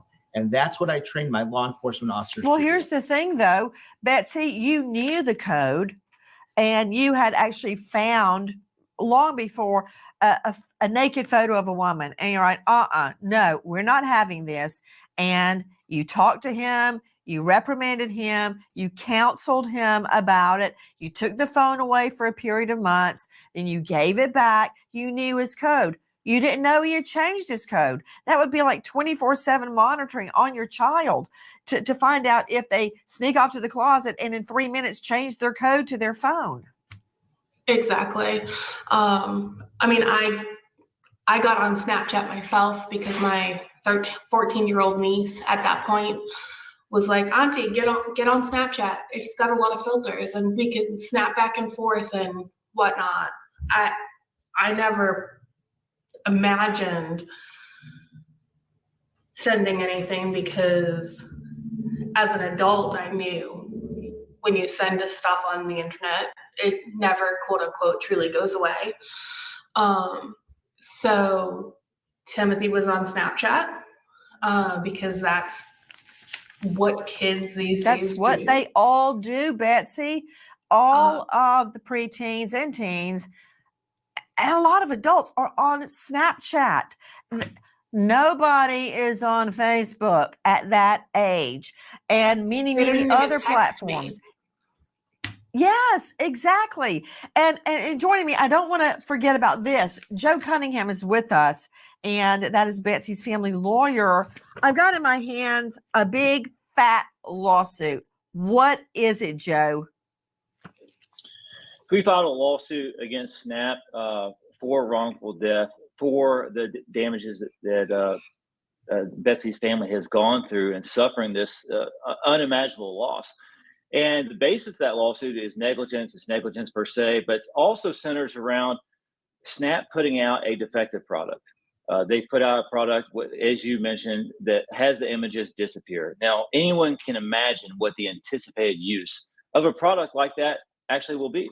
And it's welcomed predators onto their platform, and without the proper guardrails in place to monitor, to make sure that people are of age or getting on, but also to prevent predators from accessing the website and communicating with children. The day after a winning football game, Braden Marcus, 15, spends the day inside playing video games with his friends.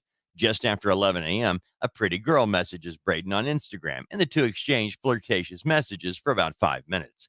The girl requests they move the chat to Google Hangouts and sends Braden lewd photos, asking for photos of him in return.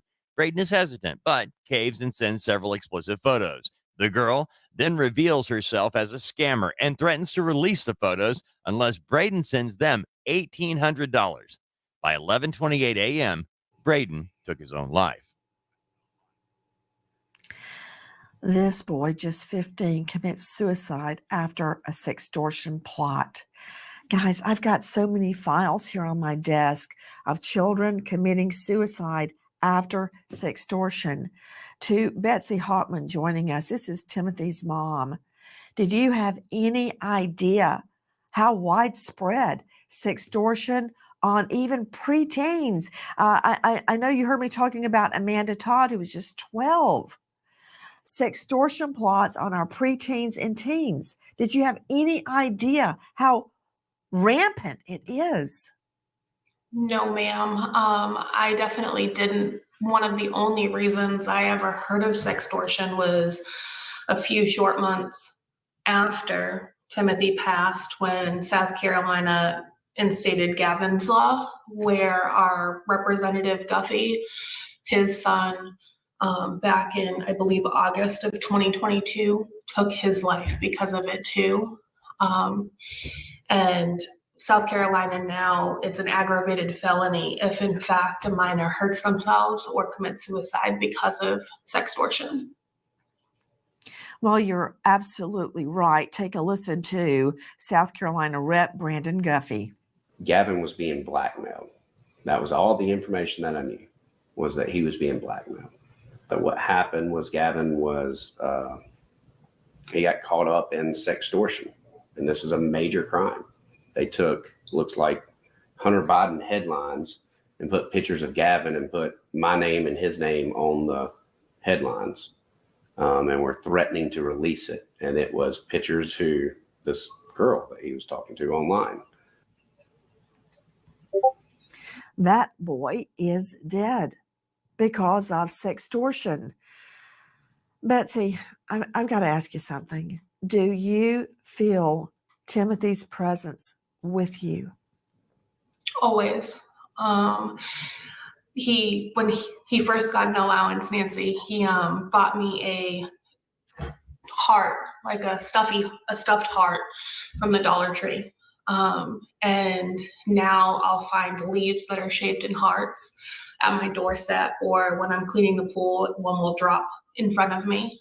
I'll find hearts randomly on sidewalks. I know that my son's with us. Betsy, what is your message? Your message to other parents out there today? Have those tough conversations. Be open to those tough conversations.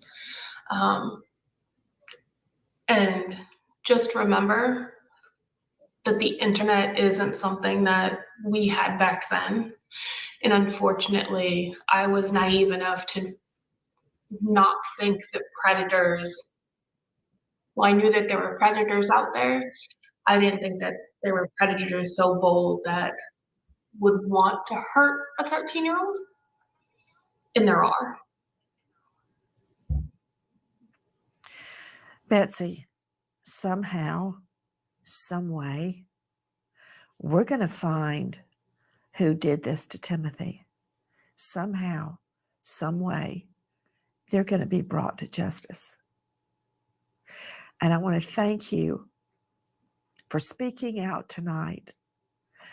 I know I am speaking to my twins tonight about this. I've done it before. I'm doing it again.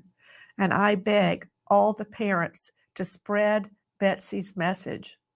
If we can just save one child from sextortion, it's all worth it. Betsy, thank you. Godspeed, friend.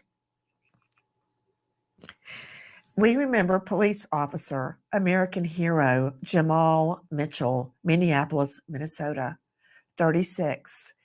He was trying to assist what he thought was a wounded victim when he was shot multiple times. Officer Mitchell survived by fiance Tori, their children Cohen, Jalen, Caden, and Mason. American hero, police officer Jamal Mitchell. Thank you to our guests for being with us. Thank you for joining us tonight and every night. Thank you to our new MSM family, but especially thank you to Betsy sharing her son Timothy's story. You know how hard that was for her to talk in her effort to help just one child? Nancy Grace signing off. I'll see you tomorrow night, 6 to 9 o'clock sharp Eastern. And until then, good night, friend. Y'all know it take a lot to make the ice queen cry. Thank you, Miss Nancy. This is rough. Okay, it is. It's horrible. And, you know, they should have done away. Well, I mean, okay, it disappears, but like that guy said, you can still get the information from Snapchat. But here's my deal with social media. If they need the information, it takes an act of God to get the information from social media. And in a criminal case, it should not take an act of God to get the information from social media. And It not should only not. that, you better hope it's not an iPhone because Apple will fight you tooth and nail not to get into somebody's phone. And that's in a case. That's not just me calling and saying, hey, I locked myself out of my Apple account. Like, I'm talking, they are just so extra with all the hoops that have to be jumped through and the different kinds of warrants. And, you know, it's ridiculous. In my opinion, these apps that like Snapchat and several of the other ones, you should have to take your ID, take a picture of your ID, and have your identification verified before you're even able to open the app. Yes. Just like I had to with YouTube to have a community page. Yep. My son, after he had 13, and I went down to go get something to eat at the hospital, and he didn't have his phone. And literally, he had taken my phone and got onto Snapchat while I went down to get something. It's that bad with kids. It is. It is. I told you guys before. Caden, when he was younger, he's had a phone since he was 10. Okay, but it was all or 12. Sorry, it was all locked out. There was nothing he could really get into it. But he figured it out, and he kept adding these apps, and I had kept deleting them. Instagram, Snapchat, things like this. I'm like, what are you doing? You're not allowed to have it. Okay. 3 or 4 days later, guess what? He's got again, because I would check his phone every other day. Well, at some point, I had to threaten him, and I said, look, I'm not playing this game with you. And I basically told her, I will whoop your ass if you don't stop doing this, because you're not supposed to have these. I don't trust this. You don't understand what can happen with one time, one conversation in here. I said, you don't need this kind of stuff. People will talk you. I'm not dumb, Dad. I won't be talked into nothing. Yes, you will. If I can be talked into something, then you can be talked into something. People, this is what they do. Okay. He finally caught on and he stopped doing it. But he did it again when he got a little bit older, and he hit it that time. But I was smart enough to look for it and find it. But again, it happens, you guys. It's dangerous and it happens. Okay.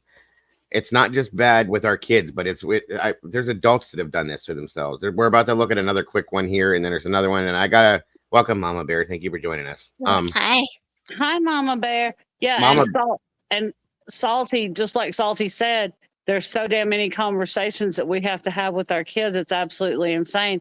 It's not like when we were growing up, and don't go up to a stranger's car. Blah blah blah. It's That's it like right now. there. Don't talk to strangers and wear a condom. Those are the conversations that we're having. Now it's stay off of this app. Stay off of this app. Don't do this. Don't do that. The person you're talking to online could be this. Don't do this. There's just so many things that we have to talk to them about. All the things now. It's not just a Well, you know few what I things think anymore. I think is a big problem is that parents don't even know what to talk to them about because they have no idea. Well, and that's the thing. And welcome, Terry, by the way. That's why we're doing this, because a lot of parents don't even know these things exist, you guys. No. Okay. A lot of people, it's not even parents. People don't know these things are happening. People don't know these things exist until, unfortunately, it happens to them. So this is, again, why we need to do what we do. And apps like Snapchat, just like Andy was talking about, Snapchat knows this is happening. It's, they know it's full of, predators and dealers, and, that app needs to either go away or it needs to be handled more responsibly. And I don't know how you would handle it more responsibly. The only way that you could handle it more responsibly is make it where the applications, where the pictures don't disappear, and then if you make it where the pictures don't disappear, things like this are less apt to happen. For sure. Just like TikTok, though, if somebody does a live on TikTok, the lives disappear right after they're done. A live video does. Yep. As opposed to one you upload. So, but these things, they have to, there's just so much that needs to be done. The system is so broken. And the bad thing is, and I know that it happens to adults, it happens to, but our children are at the mercy of our children are at the mercy of all of this. And that's what we need to do. We need to protect our children and protect our future. That's the problem. Okay. That's Right. the most, we need to protect ourselves, yes, and each other. Right. But we've already lived our lives, most of us. We've already been through life. We've already done this. We know a little bit more than our kids do. And that's what I'm saying. Like, we need to protect them above all and against all odds, period. So that telegram I've another heard one. that's crazy. There it is. Thank you, Mom. Yeah, Telegram's the other one. I couldn't remember what it was. This is a link. I'm sorry, Terry. This is a link that Mom is putting in here, guys. We need to have this available to everybody. We have multiple links and resources to be able to. Is this the same one you put up top? Yeah, it is. Okay, thanks, Mom. Anyway, I sent you a picture of Griffin just so they can kind of get an idea. I mean, this kid, I think sometimes people think, oh, it's just, the kids that aren't talking to other kids. You don't, it doesn't matter. It's anybody. No, it doesn't. It's right. Anybody. I have a question. Have any of you heard of e-sex? Yes. Well, I've heard of sexting. Is that the same thing? E-sex? Is that what you said, Mom? Yep. Mama Bear. Sorry. There's two of you in here now. What the hell is that? Well, the best that I can come up with, apparently they do it in Roblox. Oh, yeah. I didn't know the name of it, but I've heard that is, yeah. And there's also The Sims. Okay. Yeah. The Sims game.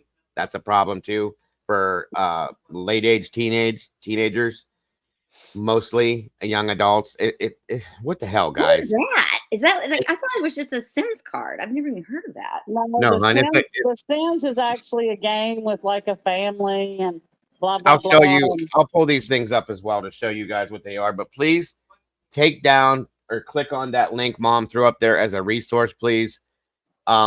Any available resources we have to give to you guys to keep you guys alert on these things, we're going to give you. I promise you. Mom is very good with providing resources towards all of the stuff that we advocate against. So please take it into account. Write it down. Click on it. Go to it. Whatever you got to do, but please take that into account. But I'll show you some of these other options or these other examples here in a few minutes too. Go ahead, Kimber. But the communities have to, the communities have to get involved. The schools have to get involved. The communities have to get involved. The schools have to get involved. The law enforcement has to get on board, because just like them telling her, and because they don't know, so they're telling her, well, it's not our problem, we're closing the case. Well, it's not our problem, it's your problem to figure out why he committed, suicide. That's that. Oh my gosh. The problem is that they didn't pull the trigger. They didn't do it. Nobody did it. And if you're a kid, but that's not the point. He did it because of the torsion. So right. That he was. It's the same basis as someone egging someone on to do it. It's the same basis. It's the same basis as someone egging someone on to do it. It absolutely is. And again, therefore, someone else was responsible for him doing it. There was someone else. I found out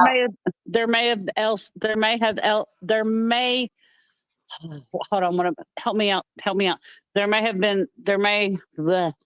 Slow down. Hold on, let me think. I got to get this out. Slow down. It's okay. I got to get it out. I'm having a salty moment. I've got to get it out before I forget it. There may as well have been someone else holding that to his head. Because agreed. Yes. And what I was going to say is, what I found out?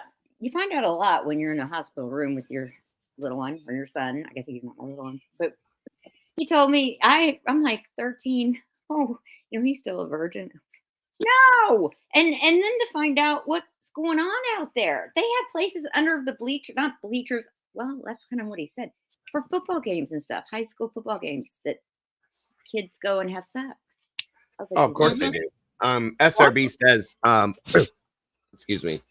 Also teach your kids that no matter the mistake they made, that they can come to you for, please, guys, this is derogatory. This is like absolutely, you have to.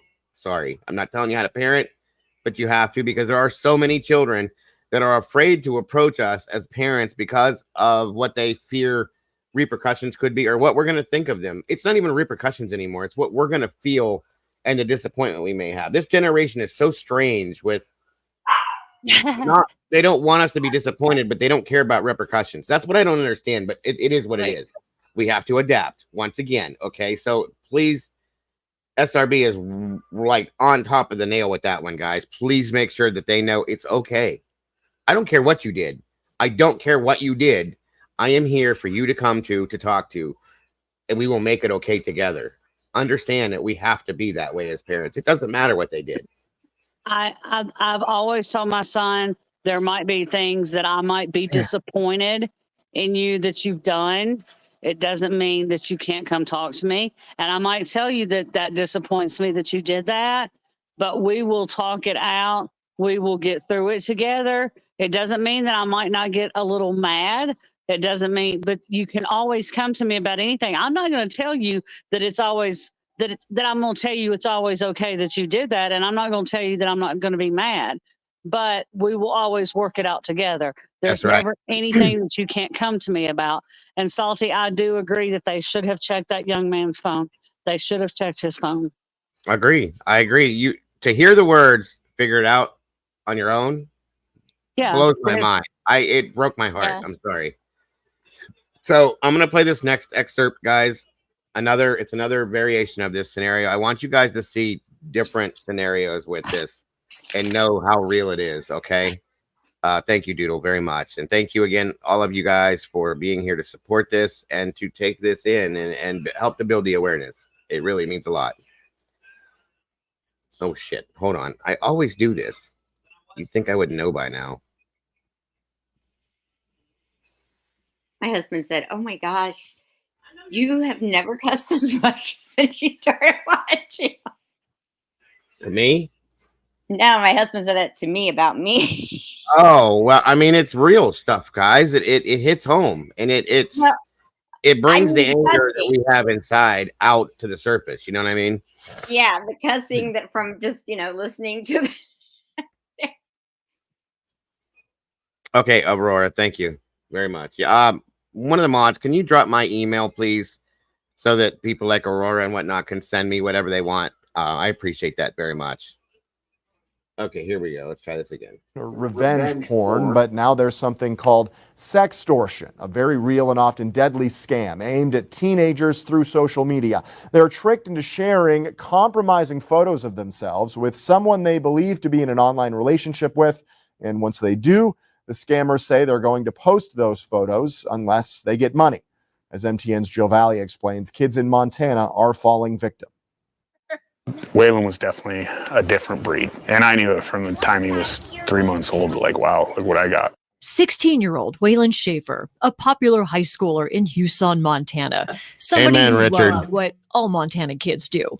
Hunting, his truck, his family. That kid lived the best life a little Montana boy ever could have. But on December 14th, 2022, this young life came to a tragic end. It was a normal morning, and that's one thing I'm really happy about, that in this house, you did never go to bed or leave the house every day without saying, "I love you, have a good day." I had 3 minutes to see what was going through his head. So that's his silver Ram Charger sitting out there, and I noticed it was gone, and that's when I knew immediately, like, something is not right. Waylon drove up 9 Mile near his home and took his own life. I knew something backed him into a corner, but it just took a month to find out what it really was. He didn't want to do what he did. Waylon was being blackmailed in a scam called sextortion, and it's often aimed at teenagers, a crime explained to me by Montana Attorney General Austin Knudsen. What we see and what sextortion is someone online typically posing as a peer, posing as someone who is, romantically or sexually interested in another young person, will get explicit photos of that person and then they will turn around and try to blackmail them. I met with Brian Cassidy, a computer crimes agent with the Montana Department of Justice in Helena. He told me since September of last year, he's had some 49 emergency calls for Montana kids in crisis over this scam. They tell them, like, we're going to post this to your school, to your community. We're going to send this to that college you told us that you applied for, and it's going to ruin your life going forward, or you have to send us some money. Jason believes in the hours before his son died, Waylon's online relationship suddenly flipped, and he was immediately trapped by foreign blackmailers, and this 16-year-old started to panic. But basically, they threatened him to the point that they basically told him, like, hey, we're sending them out one by one right now. I firmly believe he thought that everything was out there. So before he drove up 9 Mile and sat down underneath the tree and did his business, he deleted his entire phone. There was no text messages. There was no apps. There was nothing. Waylon isn't the only one caught in this deadly web. I Googled sextortion and suicide, and a tragic story emerged. Dozens of teens have chosen to die, presumably because they were embarrassed or ashamed. And those on the other end of this scam simply don't care. They don't care about anybody else's life. They don't, I wish they had a different heart, but they're at the point where there's been kids that say, hey, I'm just going to go kill myself if you keep bugging me. And they say, go ahead, your life's already over. These people, it's their job. They go to work 10 hours a day. They sit in their space with their laptop and they build fake profiles and they aim them at specific ages. All I had to do is get on his phone and send those guys a nice little selfie with a middle finger and say, leave them alone. And it would have been over with. It would have been over with. I asked Jason why he was willing to share this painful story with me. He says it's because others need to know about this menacing crime against our children. And because he knows right now there's somebody else in trouble. It's the only way I can really avenge it, honestly. It's the only way I can, it's good medicine, like I told you. It's the only way I can feel like I'm doing something for them. Like, people need to talk about it. You can't say enough about it. You cannot spread the word enough. Our kids are just so naive. In Houston, Jill Valley, MTN News.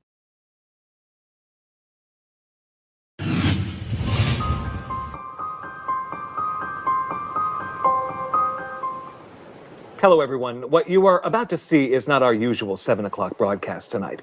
Instead, we're asking you to set aside the next hour for a difficult conversation. One that is not easy for any of us to have, and we will lead you on having that difficult conversation you need to be having with your children. I know, because I have had it many nights at the dinner table with my own kids.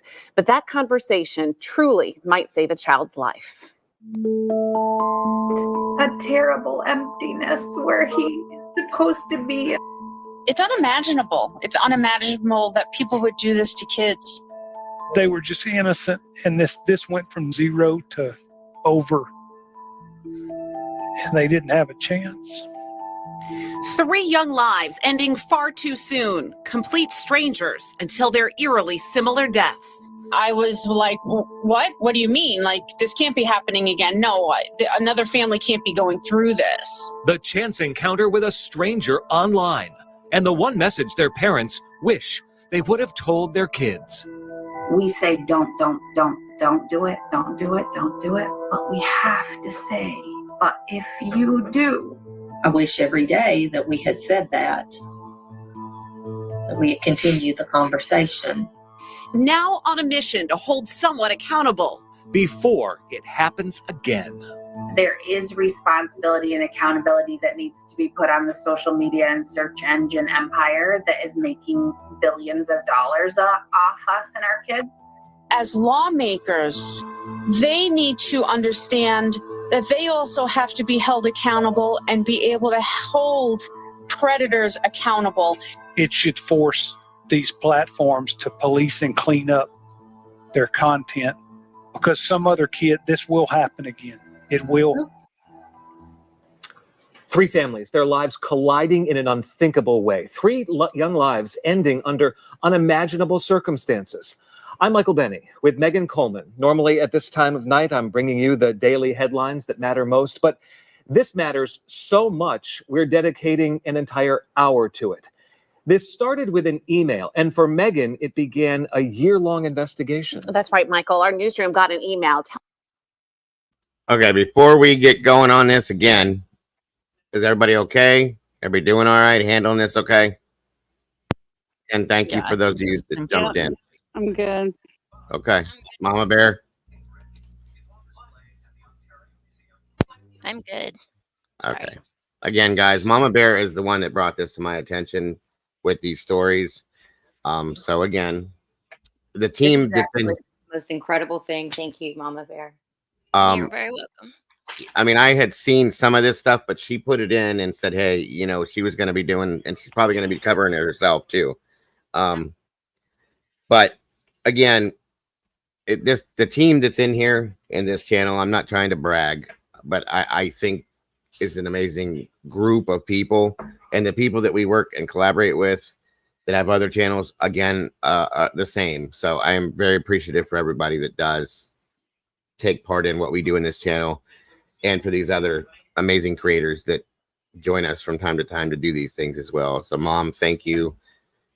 Salty, Kimber, of course, Mama Bear, and the rest of the team in here.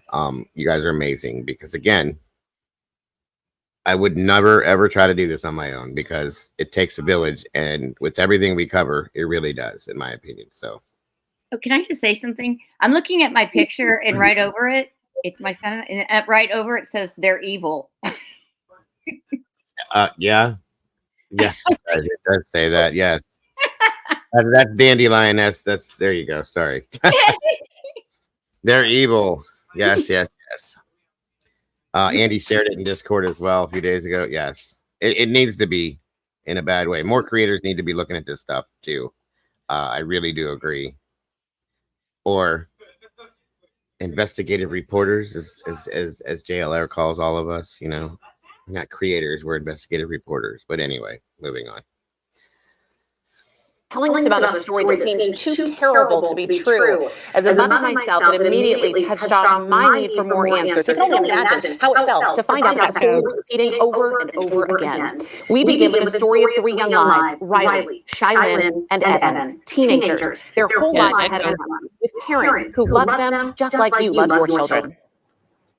By all accounts, Riley Bassford was a happy kid. I'm trying to revive my memories and think of his voice and look at our texts. The Potsdam native was in the prime of his youth, a typical 15-year-old with his whole life ahead of him. I just so much want to touch him, hear his voice, and just talk to him about anything. A terrible emptiness where he's supposed to be. It was last spring, March 29th, when his mother, Mary Rohde's entire world would come crashing down. Mary says her son logged onto Facebook and found a friend request from someone named Megan Miller. He only accepted that friend request less than 24 hours before his death. She was loving. She was full of life. She was so much fun. Shylin Dixon had just turned 18, a junior at Hubleton High School. She loved farming, climbing trees, and playing sports. There wasn't one person that ever met her that she didn't make laugh or smile. But her smile would end far too soon. 1,700 miles away outside Houston, Texas, a 14-year-old named Evan McDaniel, a friend request on Instagram from what looked like a teenage girl. Evan sending compromising photos, and then the threats started pouring in. The last threat was, you may as well take a gun and kill yourself because your life is over. And that was the last thing that was sent. Oh, this is so tough. A friend request, a conversation, we know photographs sent, and then the threats. That's what those stories had in common. Did any of these kids know each other? They didn't. They were complete strangers, and all of this by chance. This was all happening almost at the same time and within just a few months of each other. When you first told me about this, we sit right next to each other in the newsroom.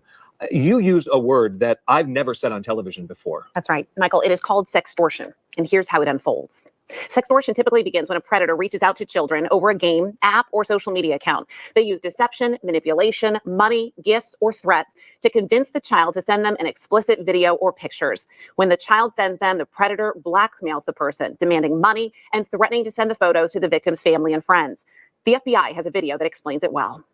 Sextortion is when an adult coerces or entices a child to produce a sexually explicit image of themselves and send it to them over the internet.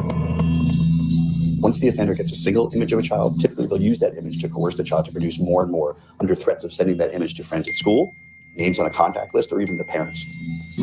individuals who are conducting this kind of activity have multiple online profiles.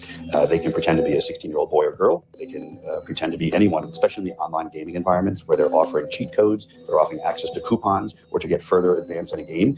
So it's really important to have your guard up, to know that if someone is contacting you saying that there's something, there's a good chance they might not be.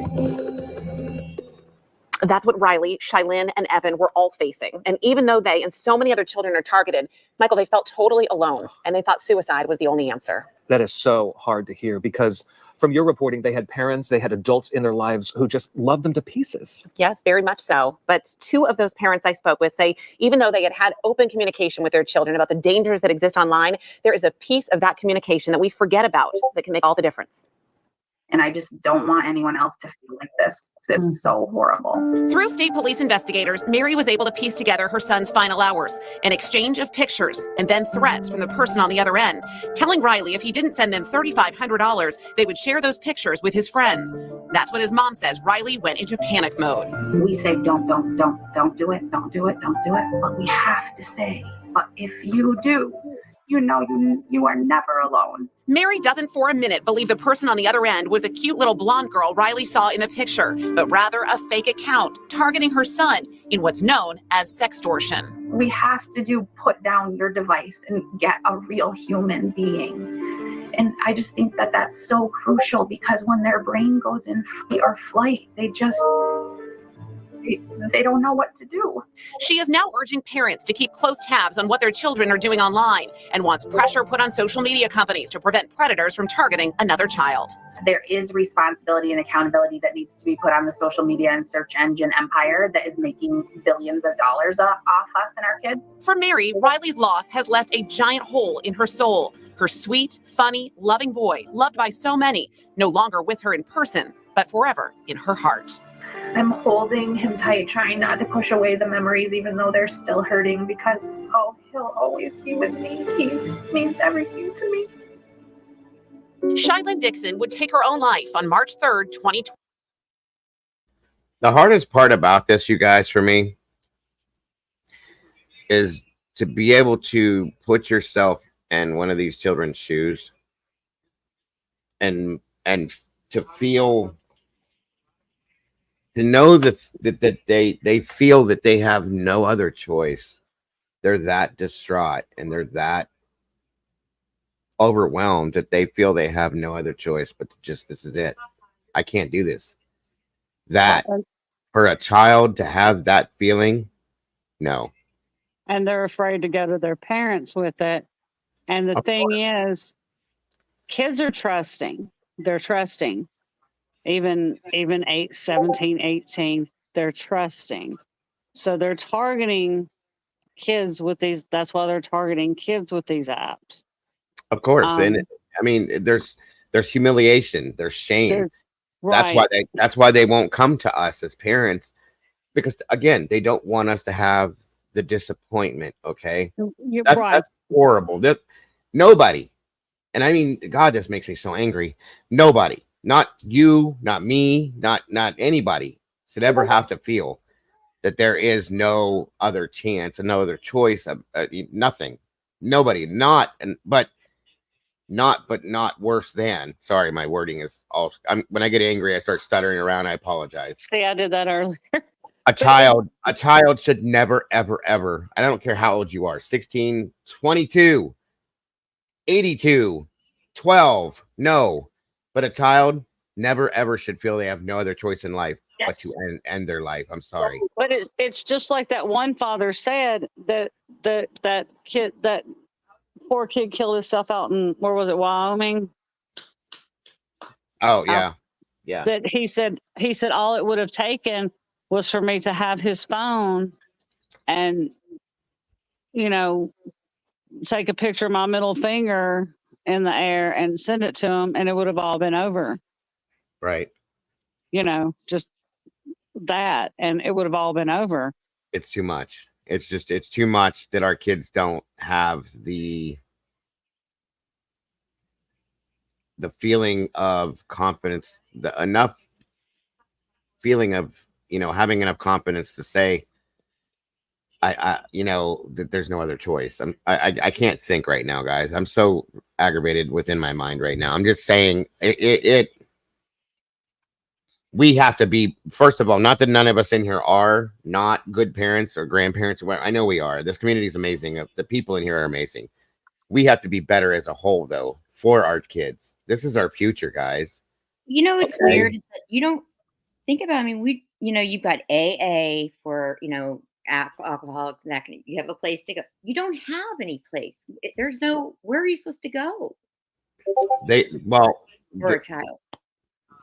There's places, there's resources, but they should be able to come to us. That's the thing, Terry. They should be able to come to us. And again, guys, I scream this every day.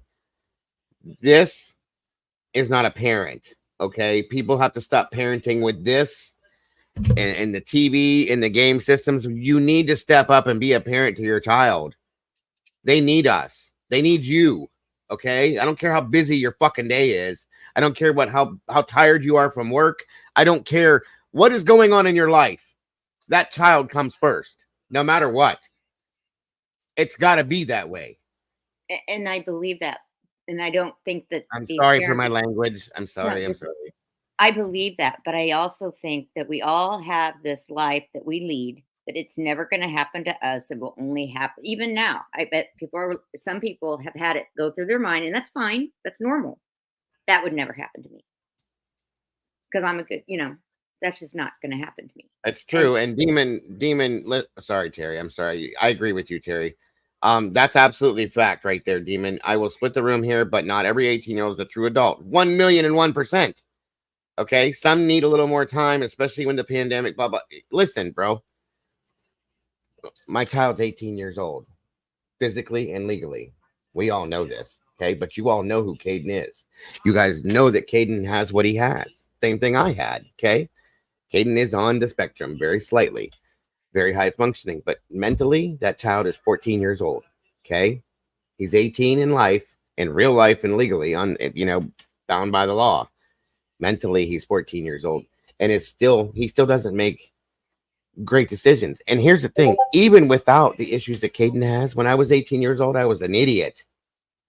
I blew through $10,000 in a month at 18 years old because I wanted things. We don't make good decisions at that age. We're not ready for life yet. Okay. So again, what's the age? We need. I'm sorry. Or something. What is the age? They say you're not like 25. 25. Boys are 25 before they actually start to act normal and think right. Period. So.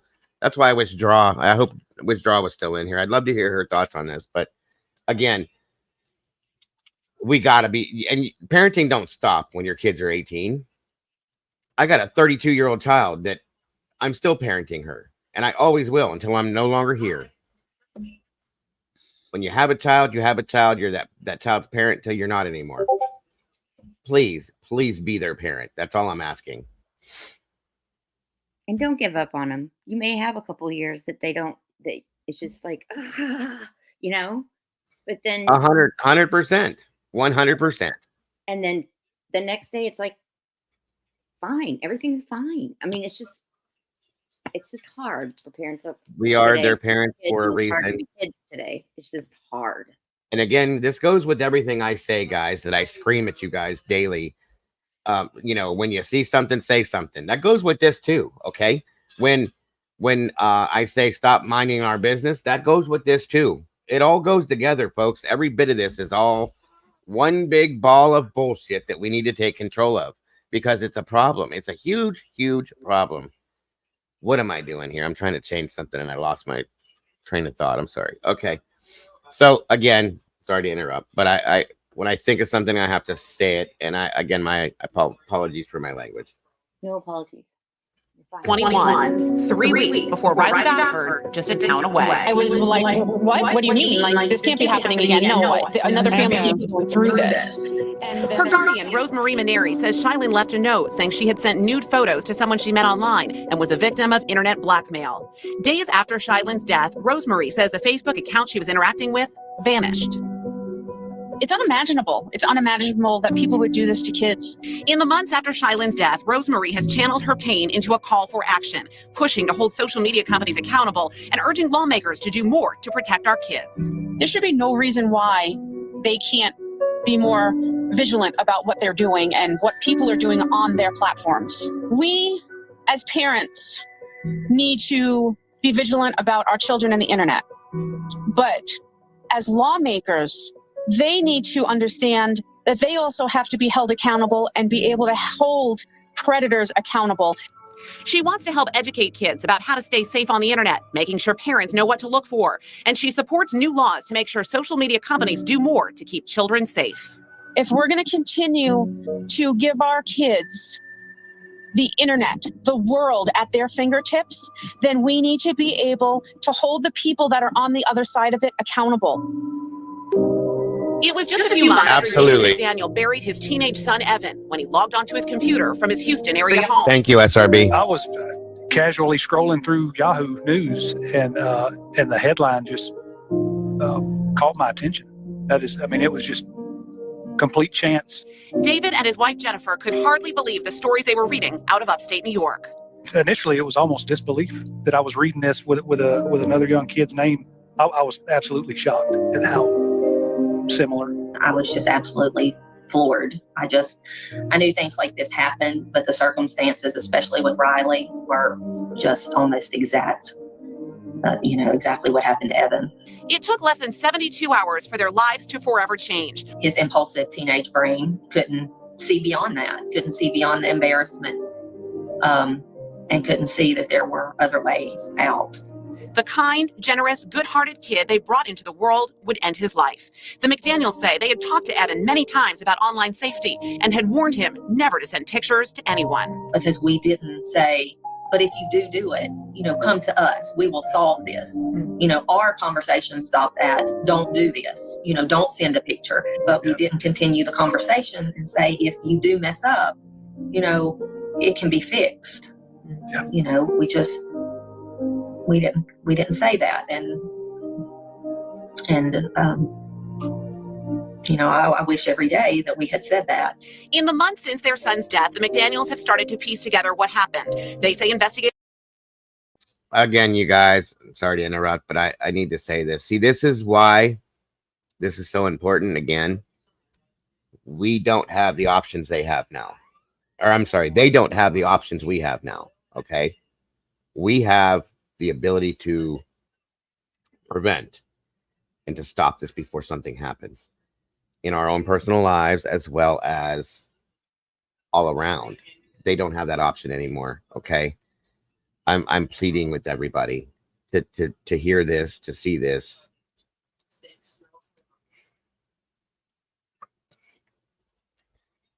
So that we can stop this before it's too late with it. Houston subpoenaed Instagram and traced the friend request Evan got back to the Philippines, but that's where their jurisdiction ran out. I'll never ever believe that it's not traceable or findable, in that arena, that everything's got a fingerprint. In circumstances specifically like these, that kind of the gloves are off policy, that there is no restriction to how far law enforcement or investigators can go into these platforms to hold someone accountable. The McDaniels have made it their mission to hold those who played a role in their son's death accountable, to prevent another family from suffering the nightmare they live with every day. I think that's why people in these certain countries, they know that the U.S. reach is not there. So they know they can hide behind that. It's just aggravating to sit here and think that nothing can be done or has been done to change this for everybody, not just for us.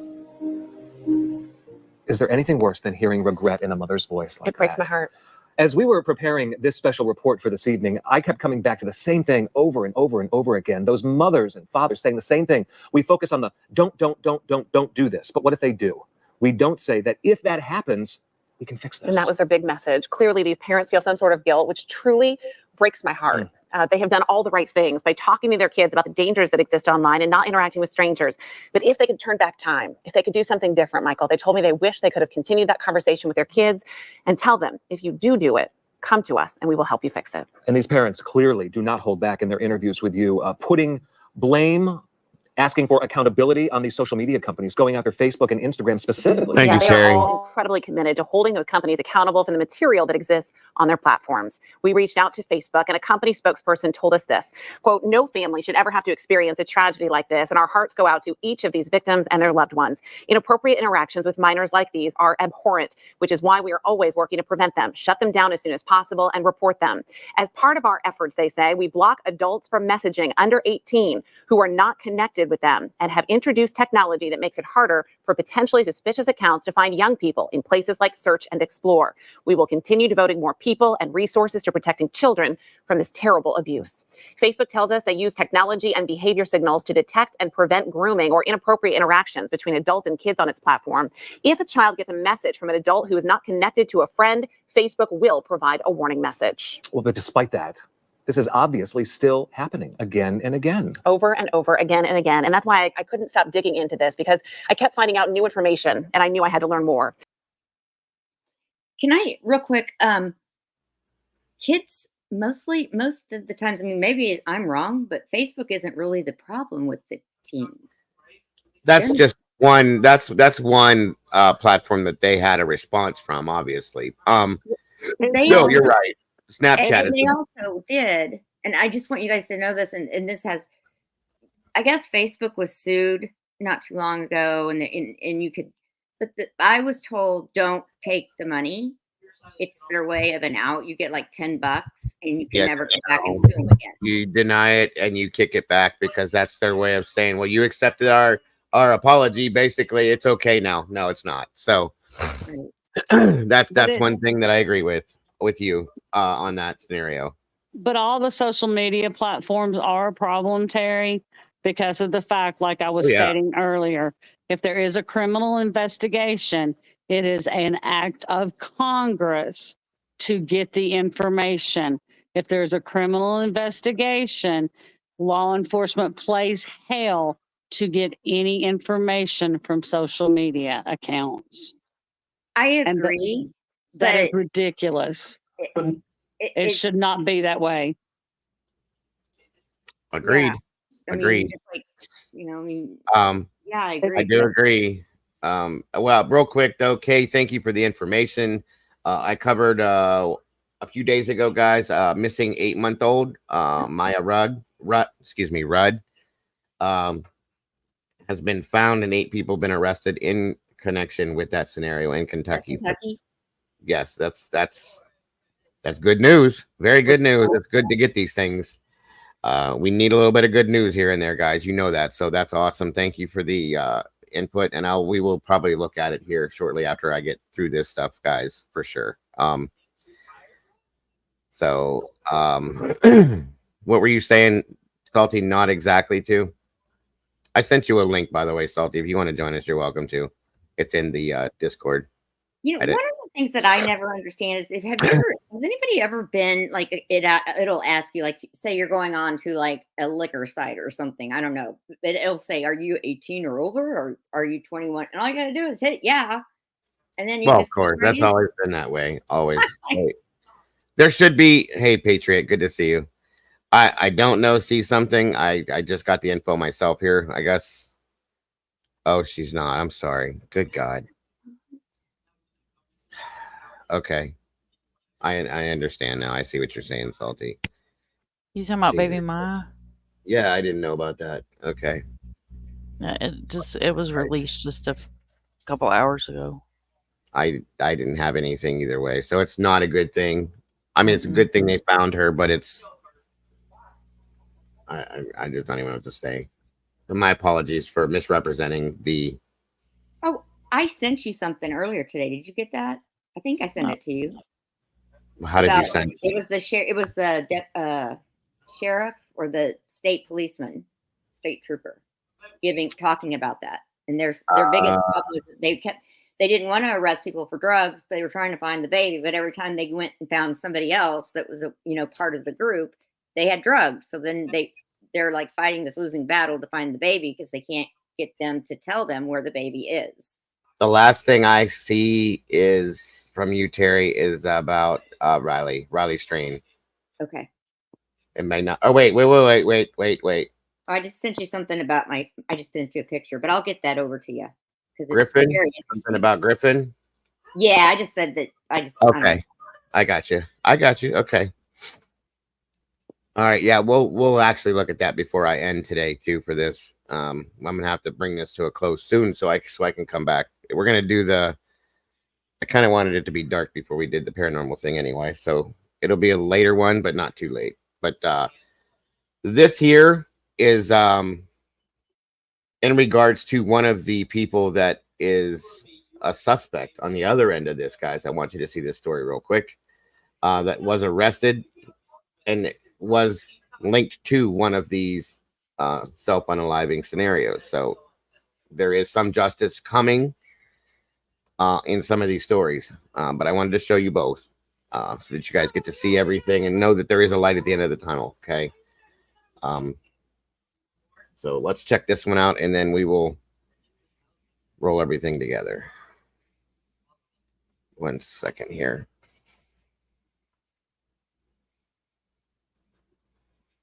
Put 11 for you. San Jose police are announcing a break in a case. This is a cyber blackmail incident investigators believe led to the death of a teenager. 17-year-old Ryan Last of Morgan Hill took his own life back in February. Police believe he was extorted by someone in a phishing incident who demanded money after receiving intimate photos.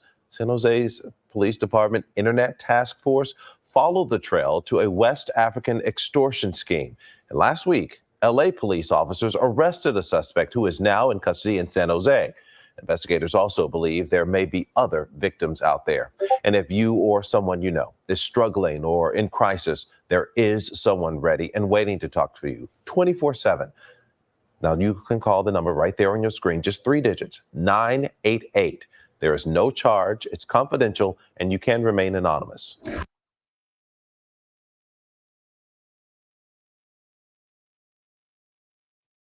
So there has been an arrest made in that scenario, and if we continue to bring awareness, to show what's going on, to make it known how horrible it is, it'll continue to happen. I believe in it. I do.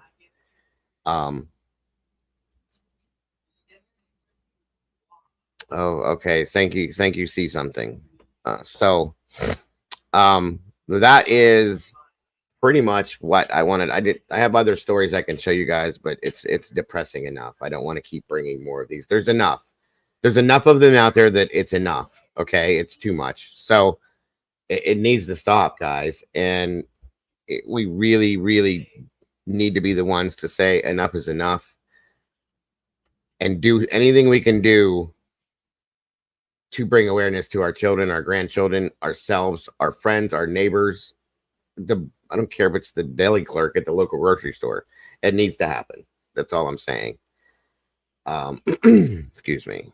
Thank you, Leslie, for gifting a membership to the cafe, and that went to What the Fox. So welcome to the sauce, my friend. We got a new meatball joining us in the pot today, guys. I appreciate that very much, Leslie, so very much. It is definitely. I could go on for weeks with how many of these happen, folks. Like over and over and over and over again. It's an epidemic. It really is. It's just as bad as trafficking and drugs and all of it. It's just one more thing, Dad, to our list of what is breaking down our society, guys. It's enough. And I have seen something similar, and it's not. I don't think it was with the money, but I have seen something similar to this. Because, I am the investigation discovery queen. I do watch a lot of investigation discovery because it is true crime. Okay. Yes. So I have seen it where, and it does, and there are episodes on there like this where young girls, the girls didn't unalive themselves, but they were forced to go online. This guy told them, take your. It started with simply, maybe, taking your shirt off, and then it goes to, take one arm out of your, bra, and then they start taking their clothes off. Then they get these pictures of them, and then, but they don't even think about it. But eventually, they went to their parents, which was very fortunate. But because the parents noticed, they were depressed, acting weird, acting different, locking themselves in their rooms and things like that. And the parents, they finally went to their parents because these guys were real creeps. But you have to, it's totally an epidemic. It is totally, and it's not like I said, it's a totally different world from when most of us grew up, because they can get to our, like I said, when my mom, well, like me and Dager were talking about, stay abstinent, don't get near the, don't talk to strangers, blah, blah, blah. Now the strangers can come into your home if you allow your child internet access. It's not just don't talk to strangers when you're out. Don't talk to strangers when you're at home, because the strangers can come into your home. They are in your home. 100%. They don't even have to walk through your door to be in your home, folks. They don't have to walk through your door. They are in your home via the internet. Strange people are in your home. Predators are in your home via the internet. This is one of the most amazing creations ever made, one of the most amazing tools ever made, and can be used in such wonderful ways to prevent horrible things and to keep awareness out there to the whole world. But it can also be used as a dangerous weapon, folks. And it has been, and it is every day, every minute. We have to be the ones. I preach this constantly about everything we talk about. We have to be the ones. We have to be the ones. I say it every day. Okay. I can't scream it enough. We have to be, and there's no reason why we can't be. It takes seconds. It's literally seconds to say something about something, to look at something and say something. And I know people, I've had people send me emails and scream at me about this and that and everything else. Did somebody leave? No. Okay, that's weird. Everything just bunched together. I'm sorry. But we have to stop minding our business. I don't care. And if you don't like me saying it, then go away. That's all I'm saying, because I'm not going to stop saying it. We have to start minding everybody else's business when we need to. I'm not saying look at your neighbor's windows and stuff like that, okay? I'm not saying be weird about it. When you see something that's offhanded looking to you, that's off track, that's weird, speak up about it. If you piss them off, you piss them off. They'll get over it. It's better than what the other outcome could be, guys. That's all I'm saying. Please. I mean, just please. If you see it, say it. If you hear something, say something. Okay? It goes for everything, guys. There's a physical abuse, mental, sexual, emotional, financial. That's a thing now. Do you know that there's financial abuse? Not surprised. It's a fact. It's a fact. What the hell? Okay? But we're the ones. We are the ones to make things change, guys. If we start it now, okay, remember this forever. When you don't see my face again one of these days, you'll be lucky, but don't forget this. If we start it now, they will continue it. If we teach them, they will continue it. That's all it is. That's all it is. My little Juniper, if we teach them now, she will continue this. That's how it starts, and that's how it goes on and on and on, guys. And we don't have, a lot of us don't, like my daughter's in college now. My son's, he just couldn't handle the anxiety, so he got his GED. But a lot of people, are finding out things to their kids that maybe we need to know. And if there's something new out there, please share with us, as a community. Absolutely. I mean, that's why I brought this to Dago, because I have a 15-year-old and 14-year-old twins. Thank you, Terry. So this was a huge deal for me. And so I wanted to make sure that, he was aware of it because of his son, but also so he could help me get the word out as well.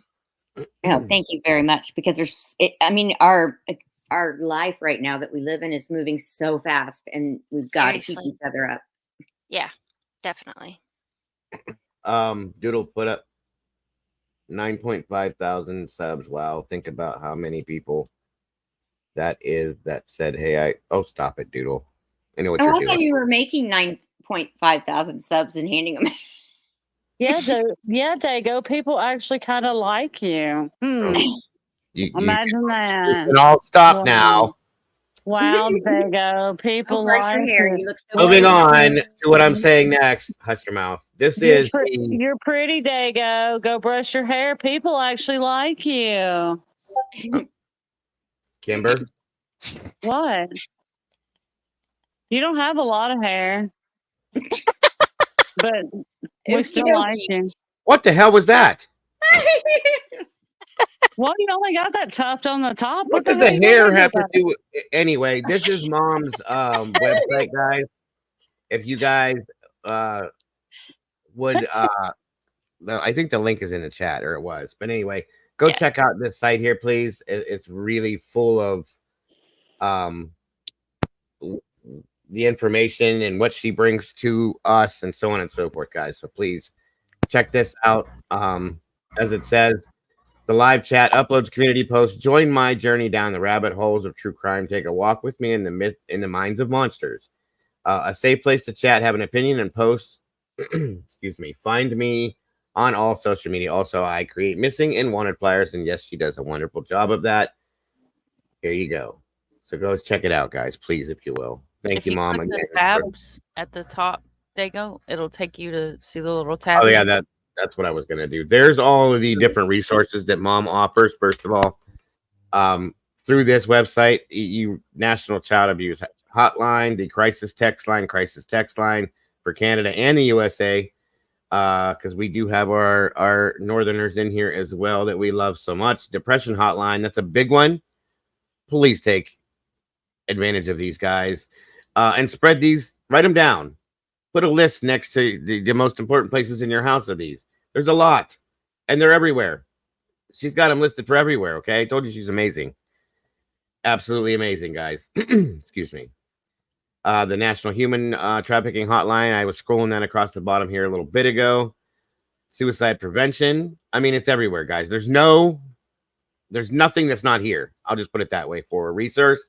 If you need something, it's here. And if these don't work for you, there's 9,500 people that are part of this community right here that will put their hand out and take your hand and help you through what you're going through. I can promise you that. That is why I am so proud of this community. So please don't ever feel like you can't or you don't, okay? I don't believe in those words in here. It doesn't match, okay? Yeah, B, I could see that being a problem as a teacher. You can't give them, I could see where they would not believe you, because I could see where you can't give them the details to show them, because you can't do like that, like the scared straight kind of situation where they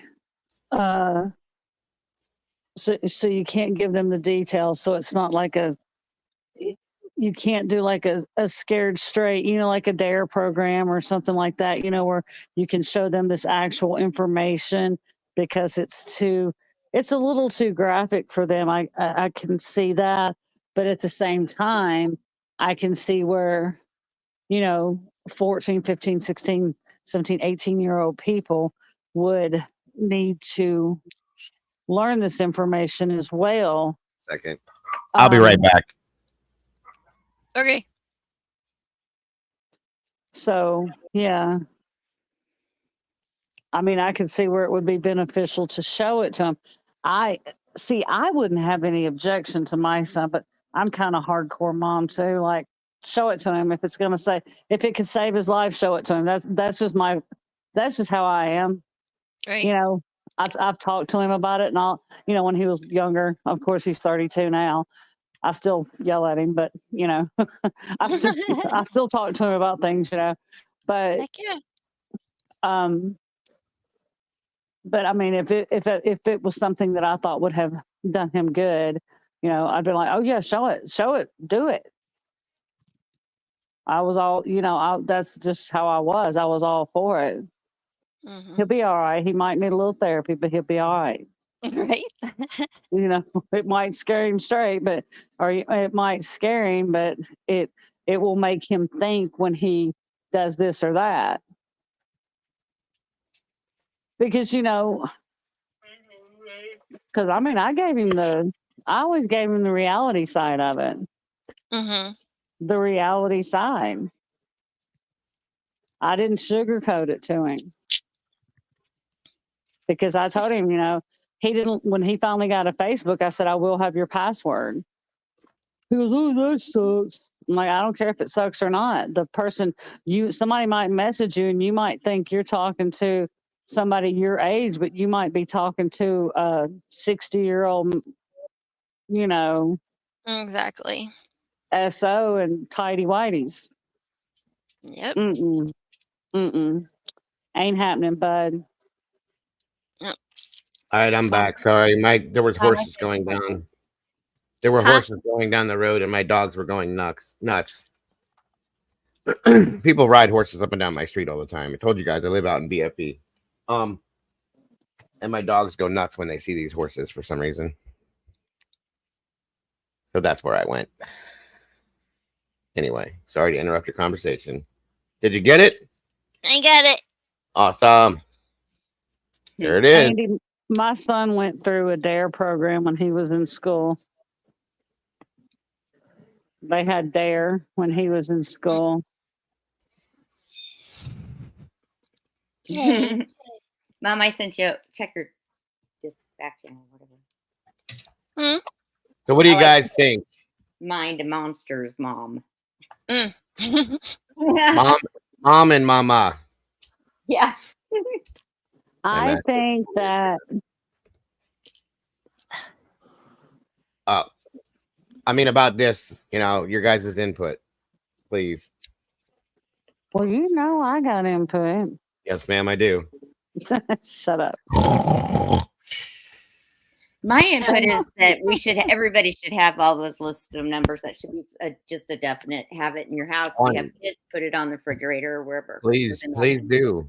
And listen, don't be afraid. I mean, I know our kids are asses when they're teenagers. We all know that. Okay, that's part of being a teenager. I was one. You were one. They are one. That's how it is. I love my son to death. He's my best friend. He's an ass. He's an 18-year-old ass. Period. I tell him that all the time. You're an ass. He knows he is. And he'll grow out of it, just like we all did. Don't be afraid to have them reject you guys when you try to talk to them, because this is what they do. We did it. You know, we didn't have these in-depth conversations back then, but we had our own talks. You know, when my mom and dad tried to talk to me about real life and the birds and the bees and the booties and all that fun stuff, right? So I acted like a dipshit about it. I'm glad they did it because it kept me in the know, and you know, here I am. I didn't make stupid mistakes. I mean, I did, but not enough. Not too many, I should say. SRB got a bracelet too. That's awesome. I'm glad that we have these in for Sebastian. Okay, yeah, I saw that, Terry. I said thank you very much for that. Cool. Very much. So Mom, what are your thoughts on what we talked about today so far, if I can ask? I've said it in the past. Your kids don't pay for their phones. They don't pay for their internet access. Grab their phones. Grab their phones when they least expect it. When your kid's walking by you and they're walking by you like this, grab that phone out of their hand. Yep. Don't give them a chance to delete anything. Don't give them a chance to wipe anything off of it or how to contact. Grab their phone and go through their phone. Take the time to know who your kids are talking to. If you go and let your child spend the night at another child's home, know those parents. Get out of the car, go up, and make eye contact with those people. Speak to them. Talk to them. It's very important. Like, we have a teenage stepdaughter. She made a new friend from school. Not a new friend, but she's a friend from school. We went over there. He got out of the car, walked up there, kind of like walked around the house. I mean, we're a true crime family, so this is a normal thing for us. Know who your kids are talking to, know who they're around, and check their phones. Because, like I said, they don't pay their phone bills. And that's right. If your child has a Snapchat, Roadblocks, Facebook, anything like that, Mine. What the hell's that called? That game called? Sebastian's game. Minecraft. Thank you. That's a bad one too, guys. We've seen that. I showed you guys the videos. Sorry, Mom. Any Go of ahead. those things. Discord. If your Definitely child Discord. has Facebook groups that they talk in, go through their phone. Have a notebook.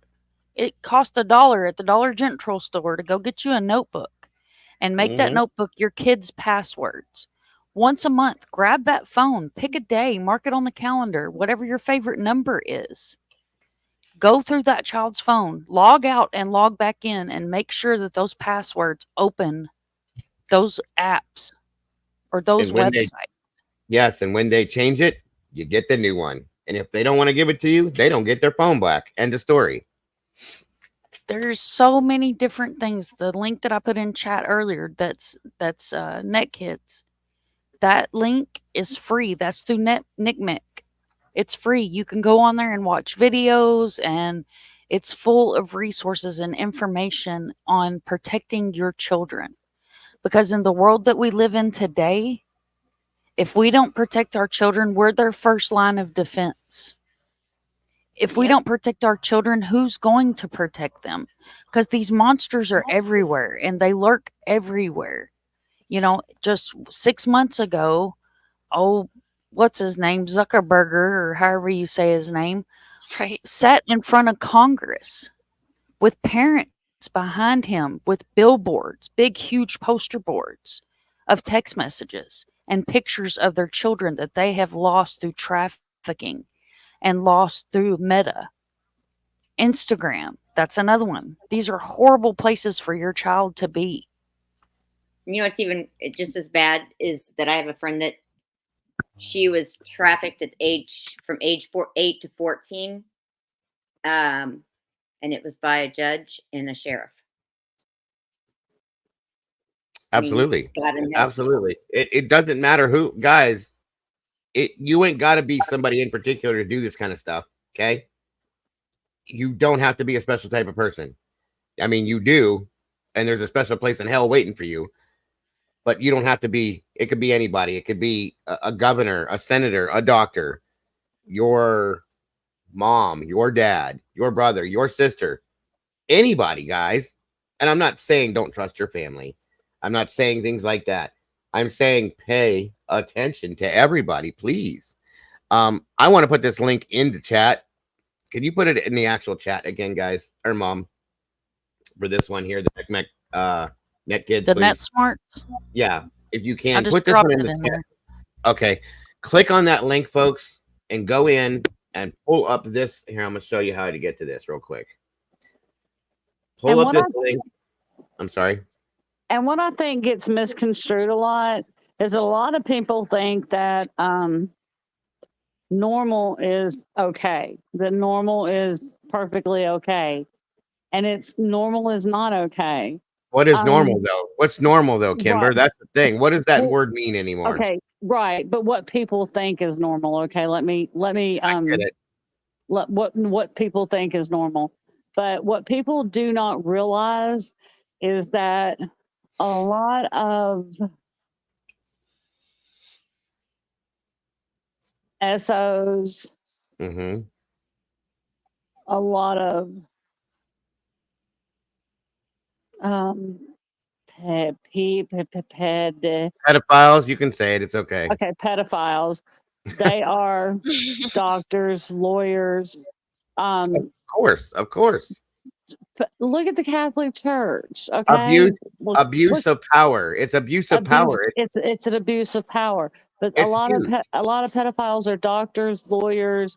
Look at the Catholic Church. That's a total abuse of power. Agreed. And it's just it's not it's what you would of course, I don't believe there is a normal, to per se, but a lot of people, what you might consider normal, you think is safe. It's not. It's not. Agree. So I agree. that's why you could think that your little old 80-year-old neighbor is perfectly fine, and she could be a serial killer. Right. That's facts. That's facts. It's just. Hold on a minute, real quick, Kimber. Let me find this real quick. Okay. I want you guys to go into this, click on this link if you choose to, of course. Pull this up, okay? You'll go into topics. You scroll over to just on this topic for today, of course, but the sextortion, and then you'll scroll down to here where it says visit NECMEC's sextortion page or download this report. Download this to your computer, guys. And I want you to read this. You can bring your child in and read it with that child. Let them know, okay? It may scare them. Good. Please let it scare them. They need to be scared of this, okay? And then you, as the parent, can comfort them by letting them know, I'm here with you and for you. And I will be, okay? This stuff here is very important. And this shows it all, guys. It's amazing. It's amazing. These resources, I love. This is why I love Mom so much.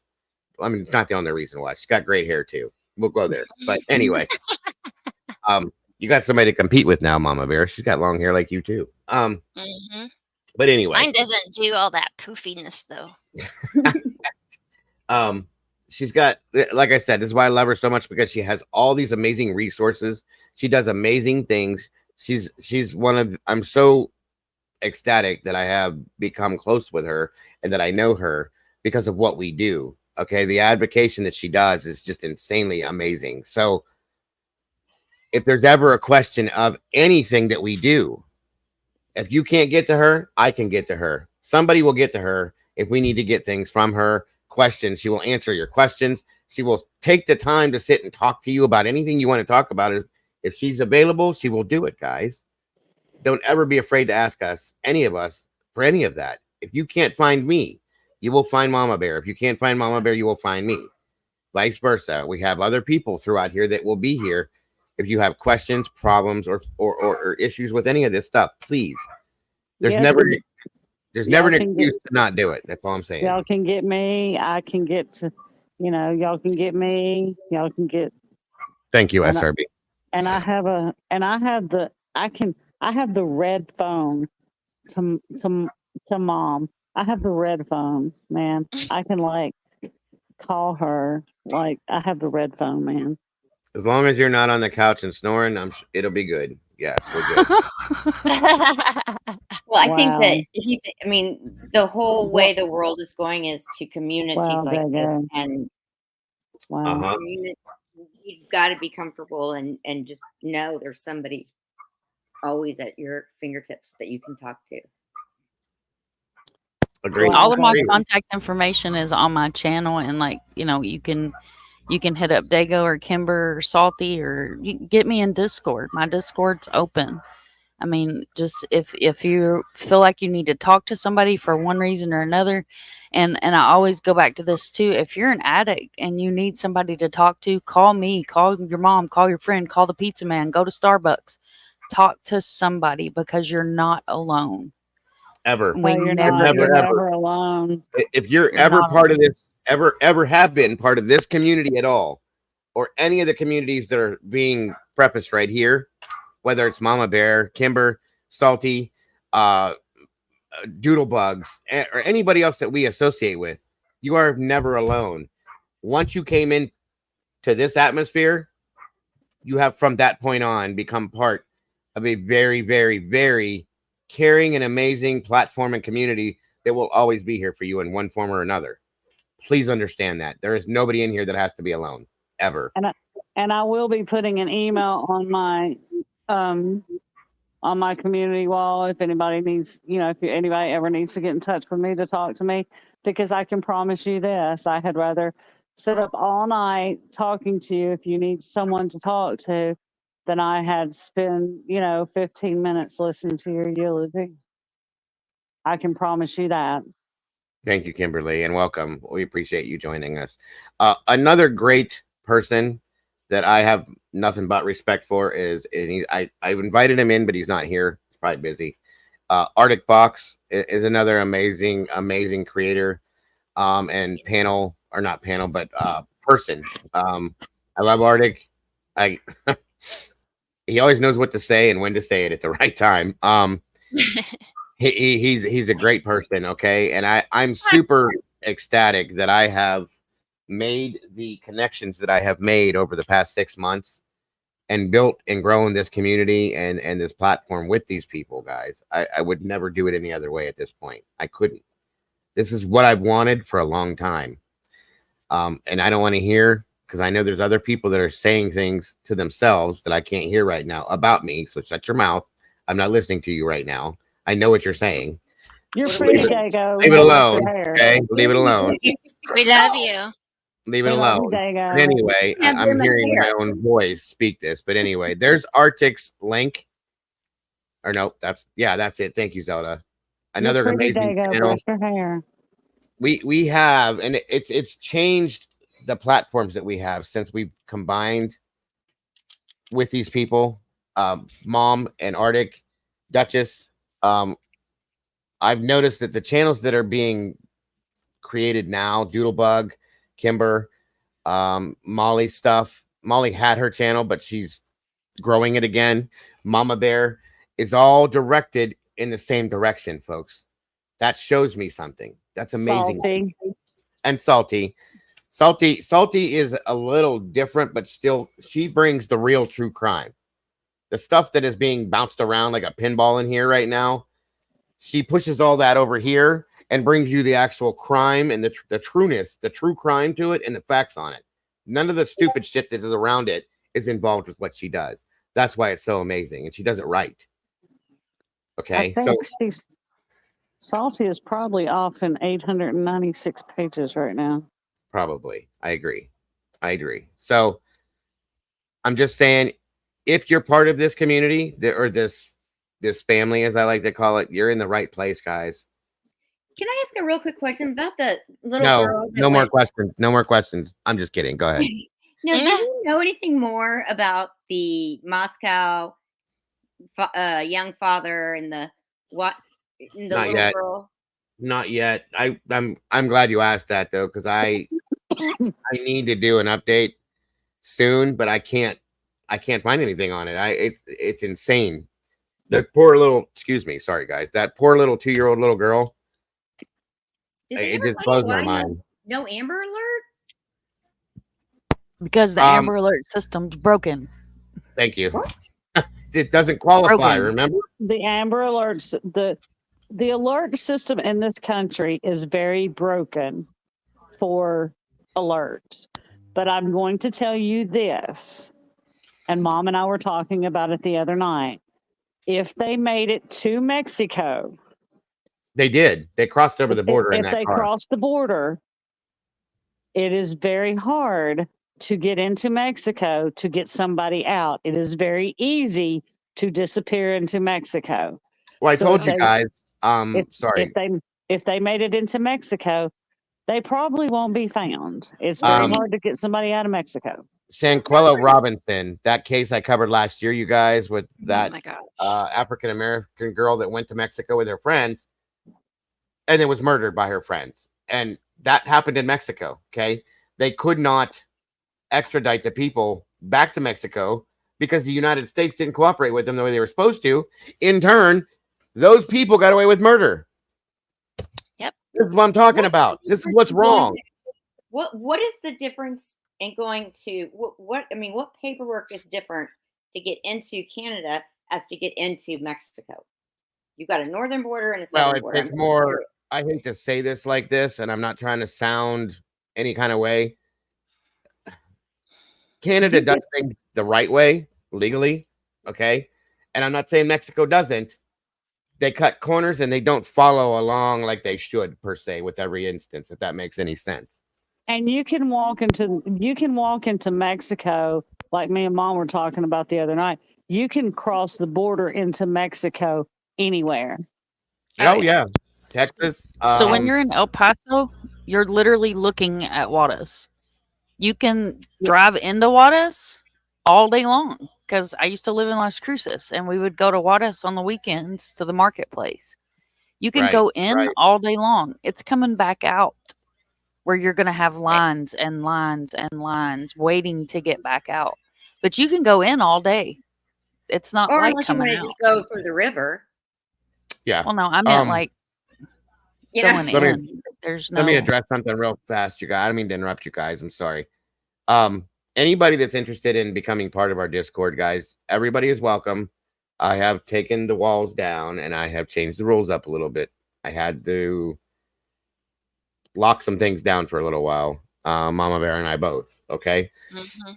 But there's a really amazing group of people here right now in this community that I absolutely adore. Every single one of you. And I want you guys to have the access to this. Okay. Please understand me when I say this, and I'm not trying to sound rude or mean or anything out of sorts. I cannot have any kind of crazy things going on in there because I will shut it off like flipping a switch, folks. I went through hell with this thing 6 months ago and then some. We both did. We all did. Okay.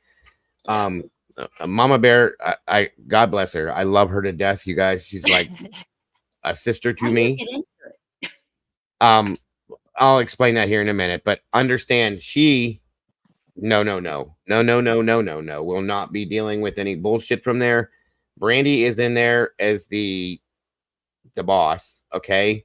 And she's the boss, I'll tell you right now. But any bullshit that goes on in there, and I'm not trying to sound mean, it's you're out. That's it. You're gone, you're done, you're out. If you go into the Discord, you have to go in. We have a list of rules that I need to put in there and like post it hardcore, but most everybody that's in there is good now. Okay. We're not putting up with any kind of crap, any kind of sideways shit, anything weird. When you go in, your name is what your name is in here, at least close to it, so we know who you are. Nothing. I'm just telling you, we're not doing it. And I will shut the whole thing down. And I don't want to do that because the members that I have in here are amazing people and they deserve that. Okay. And I like to spend time with people. I want to get to the point where I can get in there and do things with you guys. We do movie nights in there. We do where we just sit and talk. I go into the voice chats like we are here now, and I can say and do anything I want in there as to where I can't do that here. And we have good conversations. We do different things. I want to get back to that. And I'm trying to regrow the Discord. So anybody that wants in there, you're welcome. Just please know we don't play in Discord like some other channels may and allow. We don't do that because it causes too much friction and too much bullshit. And I'm telling you, the one you don't want to mess with is Mama Bear with that. If she goes in there and sees one thing that is out of sorts, it's over. That's all I'm telling you. It's over. And Brandy may come off angry or mean to some people in there. She's not trying to be, but it is a lot to deal with. And she's not playing either. Brandy's been with me longer than anybody. Okay. That's why she has that control over that. And she will just, I'm not doing this today. Boom, you're out. I'm just letting you know. And I just wanted to put that up front. I don't want to scare nobody away from it. I'm just telling you, it's a nice place to be. There's a lot of great conversations. There's recipes, there's food, there's animals, there's anything you want. It's a great little community in there. And everybody's very pleasant, very happy. They're a little crazy sometimes because they'll sit in there and post memes back and forth at each other and do their thing. It confuses me. But sometimes it's still fun. I'm just saying it's great to be able to go in there and do your thing. Just behave is all I'm asking, which I know you all will. So if you want to get into the Discord, that's what I was getting to. You got to watch Doodle with them memes, man. She's vicious. I post nice memes. All my memes are nice. Molly, I didn't even see. No glitter. Nobody's fighting. Hold on. What? Listen, anybody that sends me emails, please have patience with me. Please. Yeah. I get 12 to 1,500 emails every couple days. And I'm not I used to say I'm technically retarded because I don't understand some of the things that I deal with. And I'm constantly trying to keep things organized.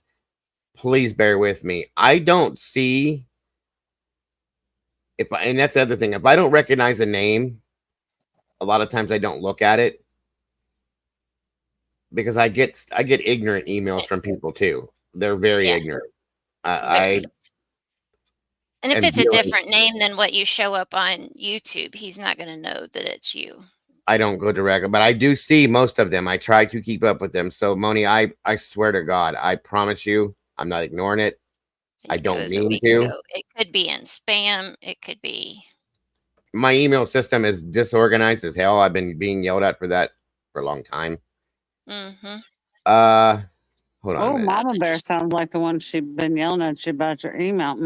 I heard that. Mama Bear, go tell him to get a switch. Anyway, I appreciate whatever you. I will find it. What name is it under, Moni? Please don't think. See, I can't find it. Oh, wait a minute. Nope, that's from Alabama Mama. And yeah, again, our memoirs are fun. Wisdom. I do enjoy our memoirs. Yeah. I even like the monkeys when I they like throw- doing it when somebody's fighting, and then there's so many memes going on that they can't fight anymore. we've done that. We've gone in there purposely and just started going in between what they're doing, and they're all like, "Wait a minute, what?" Well, And then they Doodles- forget what they're doing. Doodle starts the one with the monkeys throwing the poo. I'm like, oh my god! I'm like, what's a monkey throw the poo? Oh my god! Yeah, I just looked in here and I have 10,788 emails in here. She's Oh, I God, just, that would drive me insane. I just cleaned this out 4 days ago, you guys. I Look do at this her every so laughing. often. It's crazy. I can't. Oh, I can't find it. If you have it still in there, Moni, and you want to resend it, see, that could have happened too, because when I do clean this, I do a whole thing where it just takes it all out, and I may have accidentally dumped it. That does happen at times. Okay, so I'm so sorry. I would have made. Aha! Hold on a minute. See, I don't like that kind of stuff because I do actually absolutely appreciate everything that you guys send me. Wait a minute. No. I don't know why your two different emails never linked up. I don't either. That was the plan, was to have those linked up so that I could help you monitor the emails. I don't even use that other one because I can't. See, Mama Bear will get that all straightened out. She doesn't need to, though. That's the problem. She's got enough going on in her life. I don't want her to have to do all that stuff. Moni, if you have the original that you sent, could you resend it? Because I can't find it in here. I'm so sorry to ask you to do that, but it could have been bounced or erased on accident. Did you type it in your search bar? Yes, I did, Kimber. I do know how to work it. I just can't. I do know how to work it. I just don't always have it. Look, I'm just trying to help you out. I appreciate All that. right. Well, Diego, it is 8:30, dude. If you're gonna I do know. another I know live what that means. What's our topic? What's paranormal tonight? Well, it's this creature I got sent audio of. I don't know what it's called. The name that I was sent was a giant kimberfoot, and it's this loud growling, like sounds like a pit bull snoring type noise. And they're trying to find where this creature comes from. So that's what I'm looking at tonight. It might help if we play it and see what happens. I don't know. Did you just say a Kimberfoot? Yeah, a kimberfoot. Doodle. I love you, Kimber. Doodle, send that. Oh my God, Doodle, clip that. Doodle, you No. clip that and send it to Dago. No, oh my she God. didn't. No, she didn't. I'm just teasing you. You should have never Tennessee, told it's me from that. Tennessee. Oh my gosh. Oh Lord. It's a Tennessee kimberfoot. It's a Tennessee Kimberfoot.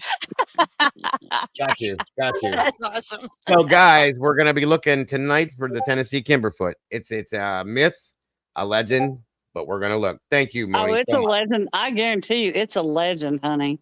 It's a legend. I'm just teasing, guys. It's a little bit of a surprise.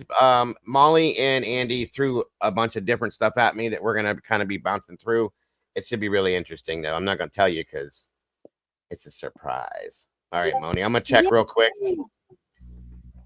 There it is. Oh, and also, I had sent you that about Riley because apparently they didn't get his labs back. So they don't know if he was Coffin Daffer needs to pull, Coffin Digger needs to put on her giant cape and go do some real crime and stay out of Riley's investigation because they do not have any information. So she needs to leave it alone until they get some real information. She should have never put out what she put out. She should have never put out what she put out because they do not have any information into his investigation right now. They do Court not have TV the should be autopsy ashamed of results back. theirself. Huh? Court TV should be ashamed of theirself, and anybody that got on YouTube and spewed that misinformation Moni? after they were clearly told should be ashamed of themselves. I might start doing this if you guys are okay with this. Let me ask a question. Moni, do you mind if I read this out loud? And if you don't want me to, I absolutely have no problem with that. But these are important to me. That's why it bothered me that you said I couldn't find it. I do read these. This means a lot to me, by the way, as does every positive comment that I get from you guys. I promise you. Okay, I'm going to read this to you guys then. I'm going to try to read this to you guys. I'm going to warn you up front. Everybody knows me. That knows me. I'm very emotional. Cry. Considering what I've been going through for the past 48 hours. Okay. I'm going to do my best. And I want to thank you from the bottom of my heart, Moni. This means the world to me. Okay. I'm handing you a virtual tissue, Dago. Take care, Barbara, and thank you so much for joining us today. So, it says, hi, Dago. I just thought I'd send you a quick email to let you know how I feel. All the different rooms that I go on YouTube, you are the only one that actually makes every single person.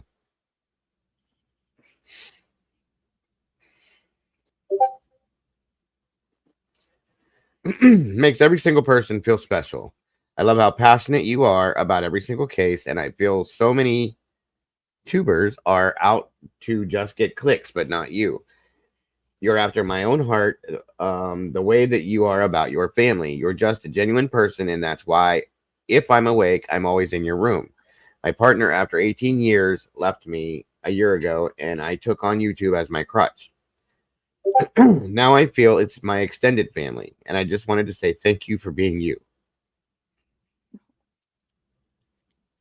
I'm saying. Thank you very much. I really do appreciate that. That's very true. Thank you, Moni. Thank you, Moni. And I'm sorry that you had to go through that, Moni. And I'm glad that I can be of something to you. I do really mean that too. Moving on. You know, we've all been through stuff. None of us have. And I know you do. I know you do, Moni. And it's so, no, what I meant is that we all have, and it's so nice to know that we have a place that we can go to and feel safe and comfortable and laugh and at the same time try to help people and know that we get along and we're friends and family.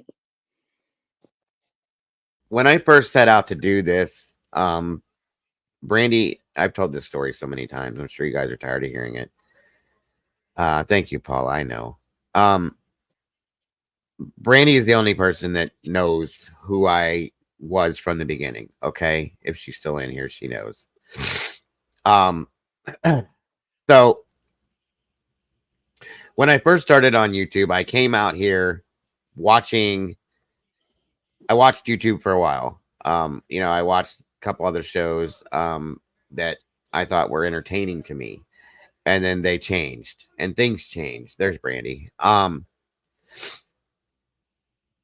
sat for, good God, 2 years watching specific other channels just rip people apart, tear people down, destroy them. Just destroy these people. It was horrific, folks. And I said, you know what? Why is nobody doing anything about this? Why is nobody standing up? Excuse me, for these people, and why is this being allowed to happen on this platform? So I started a channel.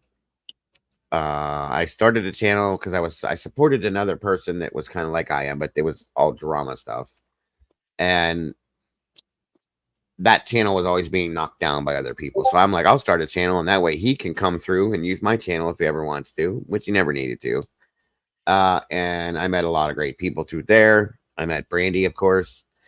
And I started standing up against what I would call internet bullies, or trying to, I should say. And it was joined by a bunch of other great people, okay, who are still part of this community. We never see them because we don't do that stuff anymore, but they're still part of this community. Hold on. We love you and we appreciate you all. And to be a creator 100%. and have a good community, it means a lot to us. And it's like I was saying the other night, you know, you get to know your subs and you get to know them talking about their kids and their family and vacation and what's important to you guys. And it's nice to have a safe place to go. Exactly. Right. Sorry, my granddaughter was having a breakdown over something. My apologies. Oh, poor June bug. So I started with that, and like I said, there's Faux Popper. He pops in here. Morticia. There's a few other people that pop in here that were the original roots to where I came from, along with Brandy. And you know, Brandy went through some hell. She was bullied. Her child was attacked and talked about. Matthew is amazing. He's all of our child in here. He's autistic, fully blown autistic, low functioning. Okay, he's not very verbal, things like that, but he's an amazing, beautiful child. And he was attacked. Okay, boom. Just I wanted to hurt people. There was a lot of other crazy things that happened, so that's why I came in to do what I did there, and did it for about a year. Things changed a little bit, blah blah blah, whatever. Anyway, and I was just so overrun with like anger and stuff all the time, and it was just nothing but drama. Okay, and my wife was like, why don't you do what you like to do? Like, why are you doing all this? I understand, you know, she said, I get what you're trying to do and I commend you for it, so on and so forth, but why don't you use this and do what you like to do? And I'm like, well, what are you talking about? She goes, you know what I'm talking about. Well, I started doing a couple like crime shows, and it went over well, you know, and some of the people that were with me over there followed me. Brandy stuck with me no matter what. And it always has. I'm telling you something. I think it's been twice that I have turned this on and this woman has not been in here. And it's been for a really damn good reason too. That, in my opinion, is beyond commendable. Okay. Especially out here. We're going on 3 years. Okay. Every moment that I turn this on, she's in here. And is always here to talk to me if I want her to. And will do anything I ask her to do if I need her to. I try not to, but she would. Okay. She runs the TikTok. She does amazing with that. I showed that to you guys the other day. She runs the Discord. She's the boss in the Discord. I'm telling you. So anyway, moving forward, here we are now. And from when I started the initial community, I wanted it to be a place over there, which I carried over to this, where people can come and be able to be who they want to be without being afraid of being attacked, without being chopped off at the knees for having a belief in something or a feeling about something. Okay. And there's growing pains with everything. You learn as you go, coming and going and coming and going. We're trying to make it right. Okay. There's been a lot of growing pains in here, but it's happened. And I ended up starting off into the true crime thing, and I linked up with another creator, which was, it was a teaching experience. So I'm grateful for it. I don't regret it. I would never trade that off, no matter how it turned out. I still don't regret that because I learned certain things and I grew. And most importantly, I gained the most amazing people I've ever had involved in my life. Mama Bear and Molly and Wisdom Speaks and Kim Marin and Tomboy and so many other people almost 2 years ago, you guys, and they're still here. Okay. So this is what I'm talking about. These people, well, you see who Mama Bear is. Mama Bear is my number 2. Well, actually, she's the number 1. I'm the number 2. I'll just put it that way, to be honest with you guys. Whatever. And we have grown this channel together, in my opinion, very slowly and organically over a 2-year period of time, from October, when I really went into true crime, to right now. It was monetized. It was this, it was that. These people, I will never, ever be able to repay these people for whatever they've done. I could not have done this by myself. I would never have tried to do this by myself. And Miss Zelda, yes, I'm sorry. I always forget to put Zelda into everything. It drives me nuts. I think it's because she changed her name. It is why, because I have the name in my head, and I know I can't say it, and I keep forgetting to say that name. So that's your fault, Zelda. Anyway, I'm just kidding. I'm just kidding. But anyway, so the whole point was to have a platform where people could come in here, be comfortable, relax. I've had people chased into here that are like, I don't know what to do, where to go, that kind of thing. And I open the door for them. I always have. And it became what I wanted and so much more. And like I said, there's growing pains. I've gone up and down, up and down, up and down with it, so on and so forth. I've been attacked by people. I've been threatened by people. I've been accused of being a sex trafficker. I've been accused of causing the fires in Maui. I've been accused of being the most ridiculous grifter. I'm funneling money through Mama Bear's bank account for this, for that. I mean, come on, guys. All of this. I've been through it all. And then Can some. I go to Hawaii next time you decide to burn? Just tell me which island to go to. Of course. He owns his own island, right? Oh, that's true. Of course. And here's the funny thing with all this, you guys. I don't make shit. Okay? I don't. Because I'm not Pascal or any of these big channels that JLR, none of that. I don't make views like that. I don't make money like that. And that was a big deal about this whole thing. He makes all this money and he does this and he does this and he does that. Really? I don't. Or I wouldn't be running these PayPal and Cash App things all the time and saying that's what pays my bills. Because they don't. I'm saying we don't make that. So anyway, that's not an issue. Hello, Stevie Irwin. Long time no see. Is Stevie in here? Holy shit. Yeah. Yeah. What's up, buddy? Good to see you, bro. He said the good old days. Right. So anyway, it's come a long ways, and there's been some amazing. There's another one, Stevie Irwin. He's been in here for quite a long time. I don't see him all the time, but he has helped to grow this channel. A lot of other Cammy Q, Mandy, a lot of people that can't do this on a regular, they're not always here. They have all taken part and been part of growing this and supported me through everything. We've had disagreements, we've had arguments, we've been bouncing back and forth, this and that, so on and so forth. In the end, it all still comes out to be the same thing, and I'm beyond grateful for that. Excuse me. So it has become what I wanted it to be by a lot of pain and effort, I guess you could say, along a lot of people's backs. I got to put it that way. And I wanted a place where people could come and be themselves, not be attacked, so on and so forth. I've made mistakes. I've made lots of mistakes because I'm not a professional at YouTube. I learned as I went, and I'm still learning as I go. And that's why I've always tried to help newer channels to grow themselves, because I didn't have that. I had to learn it on my own. So if I know something, I'm going to give it to you to help you grow and support you. It's not a competition. I'm not trying to be bigger or better than anybody. And I'm not trying, there's channels that have come out after me that are bigger than me now. It happens. They obviously are better at what they do. Not necessarily. Or what they're doing is grabbing the attention better than I am. I don't know how to put it, but it is what it is. I don't care about that, and I don't focus on that, I should put. Of course, I want to be bigger. Of course, I want to be better. This has turned into my job. It didn't start off that way, but yes, this is my job. I don't have I hold no bones with saying this. I have an income from this, from YouTube once a month. It's not a whole lot. It's not enough to live on. And of course, I'd love for it to be bigger and more. That way my wife is not working her ass off all the time, taking care of everything on her own. One day, maybe. But if it doesn't happen, it doesn't happen. Okay. The goal And for when me you to be out. get there, you will get there for the right reasons, not out And you will of still have, yeah. greed or And that's anything what I've always else. wanted to do, is do it organically. I Mm-hmm. don't buy views. I don't buy people.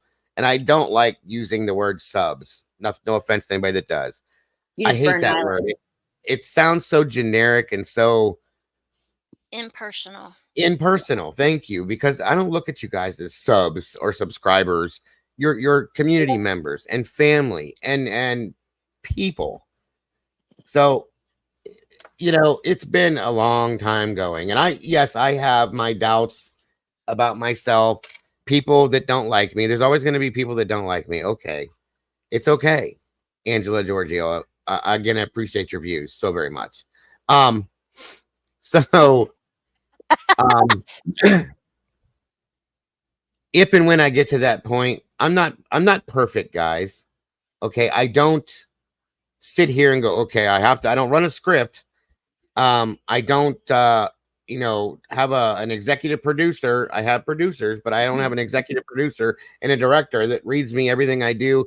I don't always know what I'm going to do or how it's going to come out, but I do it the best way I can and hope that it's okay and hope that it's good enough for you guys. Because in my opinion, all of you deserve the very best that I can give you. And I will always be that person to try to give you the very best that I can. Okay. That's never going to not be there. Even when I'm sick, I've been in here with walking pneumonia. I've been in here with multiple different things where I'm still sick, trying to bring it where I couldn't even breathe the one time and I had to shut down. You know what I mean? But I'm still trying to do it because that's who I am. And I love this. I love the people. I can't go through. Thank you, Avery. I can't go through a whole day comfortably without doing this and not spending the time with you guys. And no shit. Thank you, Avery. Okay, I'll put that up here in a minute. So that's the whole point about this. And that's why I wanted this community to be the way it was and this platform to be the way it is. And it's slowly gotten to that point and it's kind of stayed there. There's a lot of work, guys. And it gets disheartening at times when you see and again, it's not a competition for me, but it does still break you down a little bit when you look at a channel that's getting 49,000 views on a video and you get 1,000. do you know what I mean? It's like, what the hell? Wow. And they don't, you feel like what you put into it is a lot. All they did was talk about the same thing you did and maybe twisted it a little bit, and they're getting all these views and you're getting 1,000. Think of it like this. Don't get me wrong. Old money versus new money. What'd you say? Think of it like old money versus new money. Old money is old money because they did it the right way. And new money, they come and go. Right. No, I get that. And that's the thing. It's disheartening at times. I know other creators go through this too. Okay. Because you really feel like you're putting your all into something and then poof. You know what I mean? Like lets the wind out of your sail. And it's like, okay, that's fine. I'll move on to the next one and hope that one does it. And it's not about the money part of it. It's about the importance of who you are in your heart. How important am I out here? How much of an impact do I make out here? Do these people really give a shit about me? Or are they just saying that until they move on to the next person because they're bored? And that happens, guys. It does happen, and I'm okay with that. It's okay. But that's where it gets to be. This stuff gets in your head. I've always been a positive person since I've been out here. I have my days though. I'm human. What's that? Dago, you have to stay true to you. I do. You have to stay. You have to stay the course. You have to grow, like you said, organically. Of course. And stay true to you. And we as creators sounds funny to say that, but it sounds funny to call myself a creator, but we have to put the word out about these other cases. You know, it's you know, we have to put the word out about other things going on, just like what we put out tonight. Right. That's something I want to have everybody understand. Thank you for saying that, Kimber. Here's the deal. I get emails, like I told you guys, left and right, from people that come in here that are like, you need to do this. Can you please do that? Will you do this? Will you talk about that? Please do this. Will you do that? I get voicemails. I get text messages. So I try to keep everybody happy. It ain't easy. I promise you it's not easy.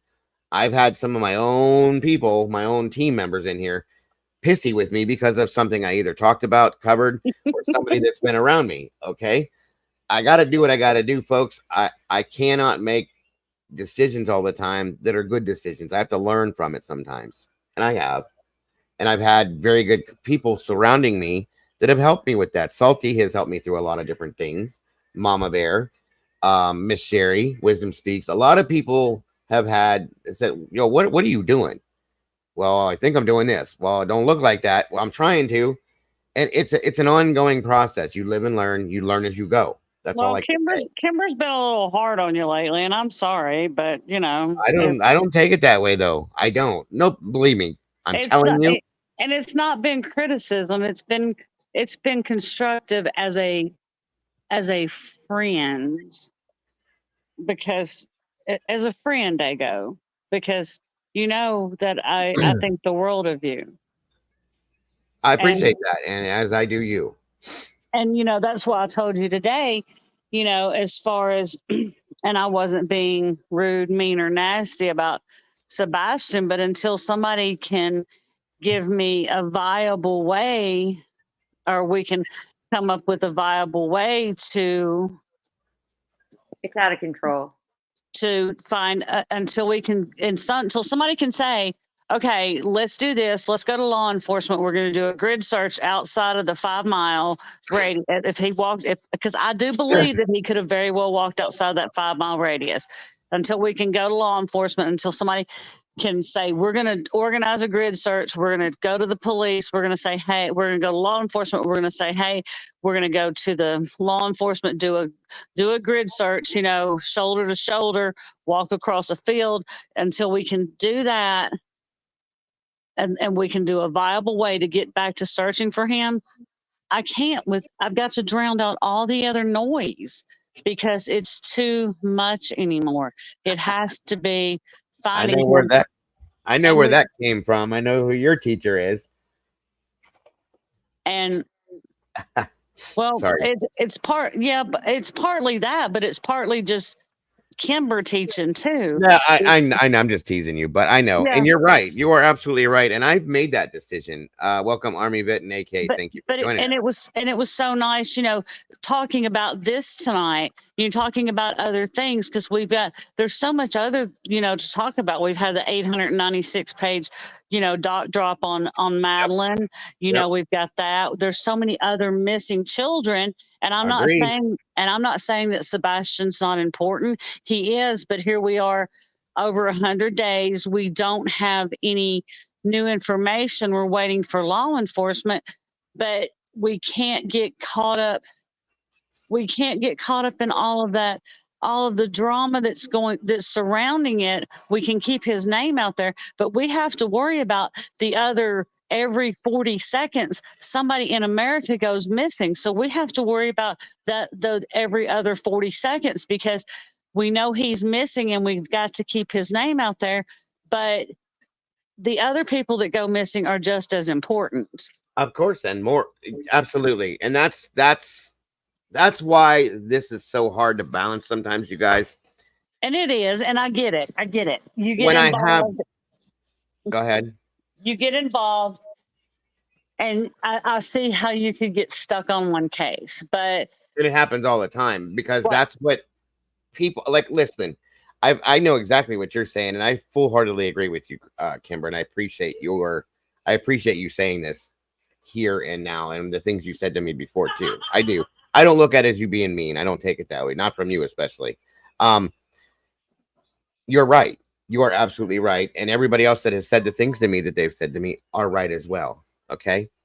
When it's almost like running a business. It really kind of is. When you're running this and doing this, you want this to be something that when I turn this on and I come out here and show my funky face and I start talking, it's nerve-wracking to watch the chat. Is it growing or is it shrinking? And I've literally watched it go from 250 people to 100 people. And it's like, what did I do? Shit. What did I say? Damn, what am I doing to make people run away from me?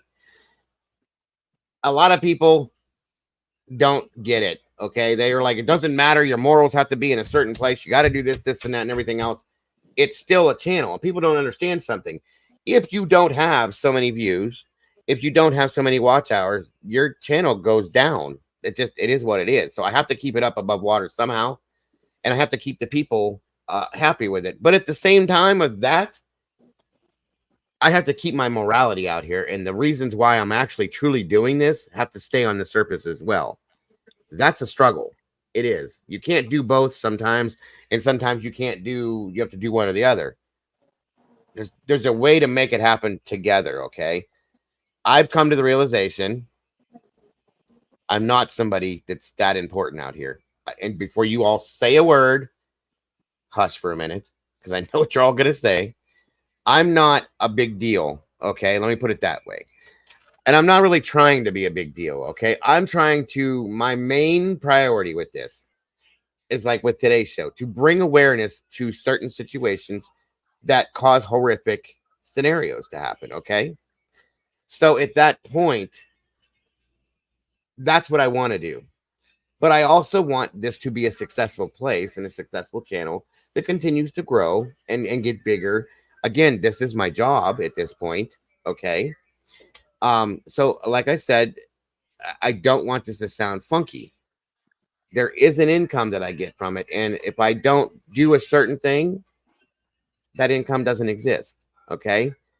And when you get used to that coming in, or you're trying to make it more to help your life be better, it's a struggle. I'll say this. I refuse to go down that hole where I'm sitting here screaming and yelling about drama and this and that. I won't do it. I don't care if I'm doing well or not. I'm just not going to do that because it goes against my morality.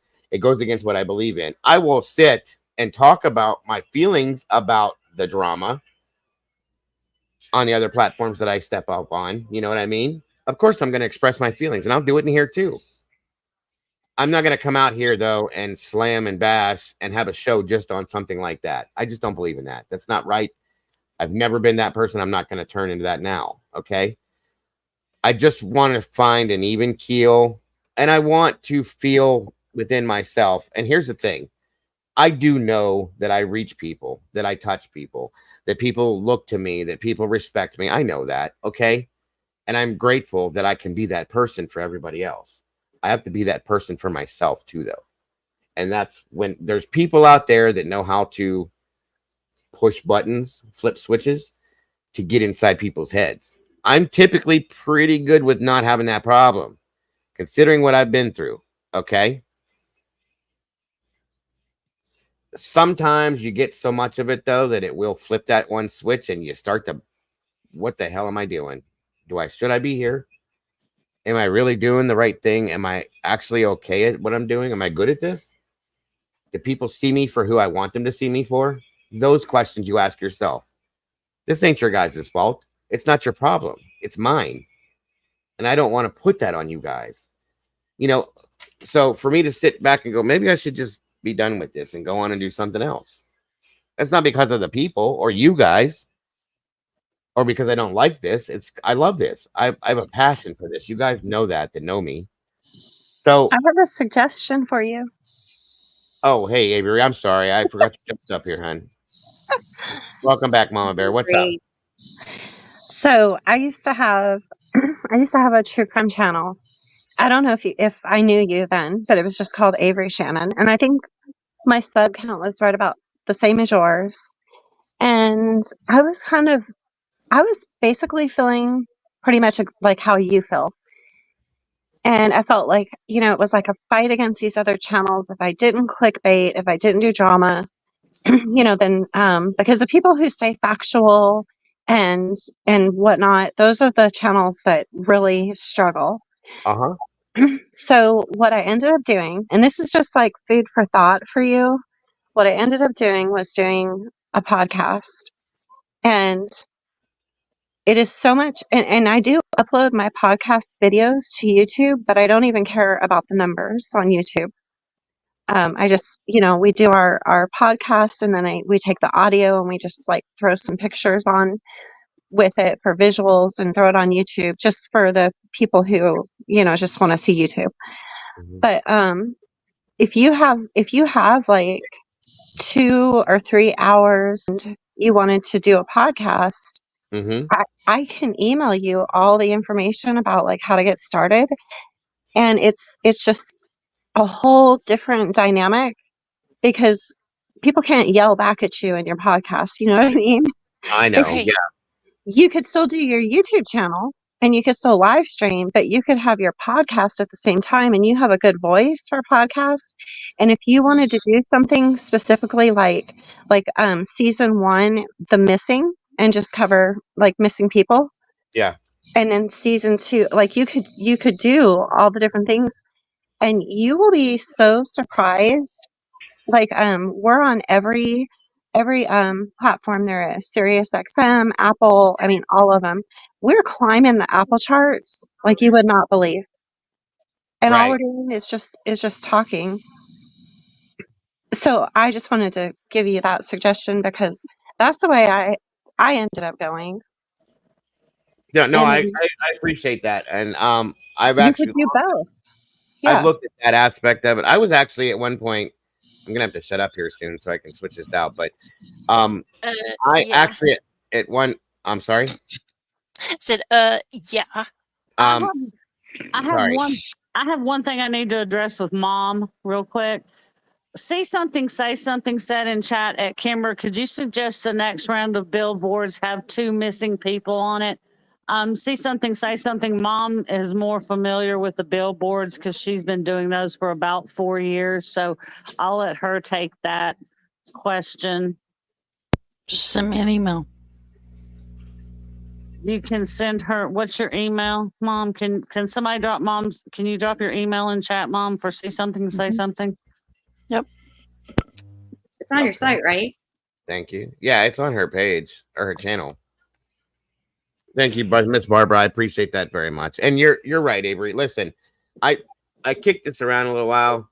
It's my fault because I'm lazy. Or not lazy, it's just I can't. I'm old. There we go. I thought about having a morning show, like an early morning show, 9 a.m., 8 or 9 a.m. to get up and do the morning thing and put it out as like a podcast per se. And I never kicked it off because a lot of people I have were from the West Coast, and it would be like 3 or 4 o'clock in the morning for them if I did it at a certain time. And then I have a tendency to do late night shows where I'm up to 2 or 3 a.m. and I can't wake up that early. So there's the problem. So I'm trying to work out that anyway. I might still do something with that. I might. Yeah, But all you have to do, you could even just do 2 hours a week just dedicated to your podcast where you're just telling your story. I have a co-host named Erica, and if you ever decide you want to do it and you need a co-host like just to get started, just let me know and I'll come co-host with you. But if you could just even do like 1-2 hours a week, and all you got to do is just name your podcast, get some cover, some artwork for your logo and stuff, and just do some recordings and upload them. And I'm telling you, you will be so surprised. And then the difference between YouTubing and podcasting, because you do lives, so you don't have companies reaching out like for to sponsor you and stuff like that. I don't, right? And the funny thing is I have a media pack that is in my background. If I was looking at it, and it's all it's like great. Yeah. All the things on that are highly like whatever it means. They're all at the top. Yeah. I don't know anything about that stuff. I just don't use it because nobody approaches me to be a sponsor. You know what I mean? So, Well, when you're doing podcasts, especially if you're on Apple, which, it doesn't cost you anything really to be on those platforms, but they'll start reaching out to you and you'll be surprised. You just have to do it like so what is the consistently. difference? What is the difference between what I'm doing right now and an actual podcast? Like, how does it come across differently? So the podcast is you pre-record it. You Yeah. don't have your face on there. You're basically just telling a story. If you wanted to do a whole season just on Sebastian and you could do like one video, you know what I mean? Like one 45-minute video, another 45, you could even do like different children, but it's just pre-recorded.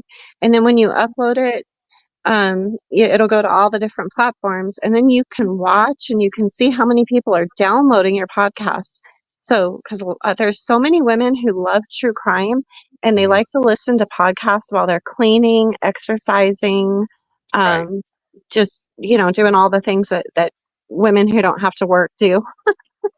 And so you'll see where they'll start downloading it, and then you can just kind of like watch your numbers and your ratings and that's literally all you do. And they even have some websites where different hosts where they'll even like clean up your audio for you.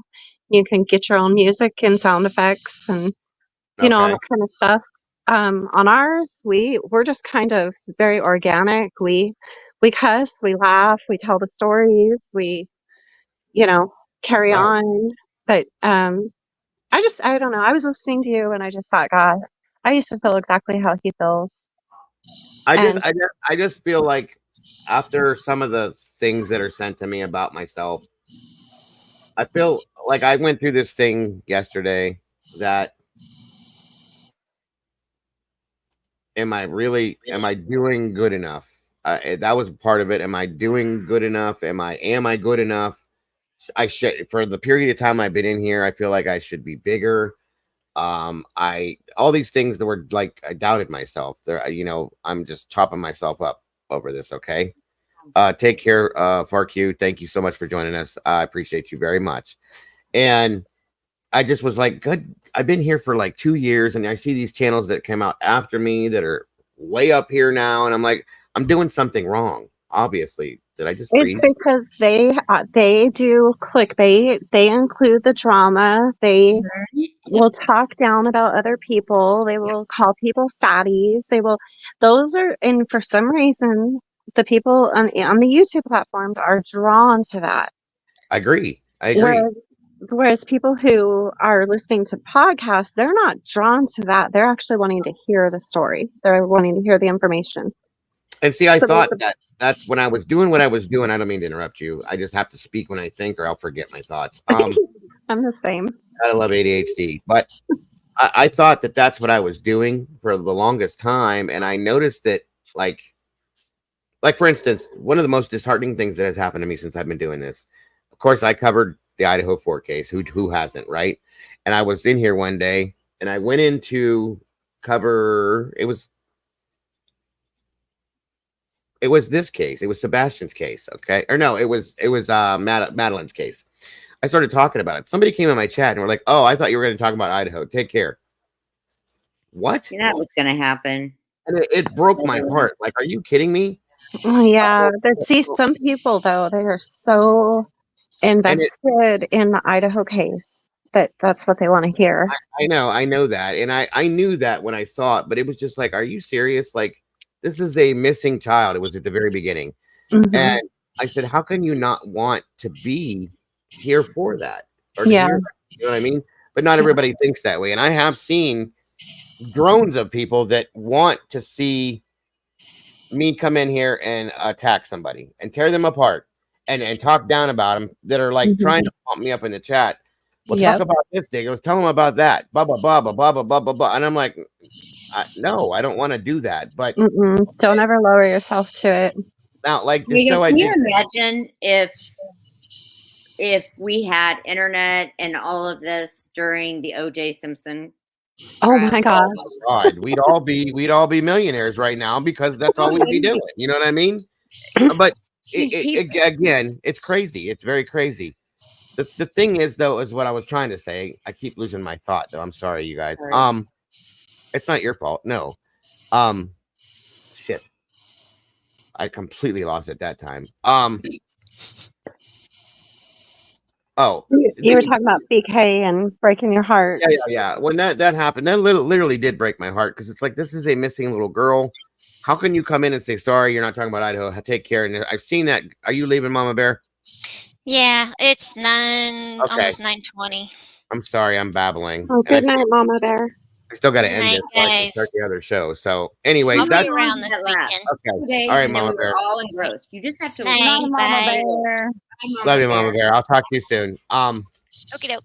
Anyway, that's what I was saying. I was doubting myself about where I should be at this point, why I'm not there, what am I doing wrong, what do I need to do differently, and I have people that support me to no end. Like Doodlebug is, I can't even begin to explain to you what she has done to try to lift me up, to help me to grow, to make me be somebody, or be what I want to be for you guys. Okay. And to make this channel be what I want it to be. And a lot of you guys have done that, and I beyond appreciate it. I can't even explain it. So it's really not what it's about, though. That's the thing, is I give you tough love. I'm not worried about you. I know exactly what you said and did, and I never took it that way, though. I hope you don't think I did. I didn't ever. I didn't think you did. It's just my style. I give you tough love. Yeah. You're not going to make it. You're not going to fit with everyone. I mean, no. I know that, and that's the thing. I get it. It's not going to fit every hand, but I second guess myself too much. That's the problem. That's what I mean, Terry. I mean, I'm second guessing. Am I really doing? I mean, I've had people tell me, well, you're not real edgy. Maybe that's, you're not very edgy. You're this. You're too nice. I'm looking for somebody that cares and wants to do true crime. Well, you don't. I don't think in this platform you have to be edgy. We're not here to be edgy. We're here to try to report the facts as best we can without any, because you don't want to lead your community like astray on anything. So we're here to report the facts as best we can. And you don't need an edge, because if you're trying to do an edge, then if you do an edge, you're going to kind of get into that drama. For an edge is what I feel like. I don't know what anybody else feels like, but I kind of feel like if you get that edge, you got to dip into the drama to get that edge, and you don't want to do that. And then you won't be happy. And I know that, and I refuse to do that. I catch myself, like the other day I had that show about, I think it was Sebastian Rogers, what is it all about, and like, who really is Tony? See, that was going kind of over the side for me into the drama in a sense, but I did it on purpose because it's bugging me. So there are times that I want to bitch about the drama because it bothers me. But at the same time, I don't want to put myself into that mix of bullshit, because it's just not who I am, But that's why I like the fact that there are a few channels that will cover that kind of stuff that I can be involved with. I think that's why I think it's cool, because there's different like Mom and me, and then there's Clue. Clue's a little more edgy. She doesn't care. She puts out how she feels, and she gives it what it is, and I respect that.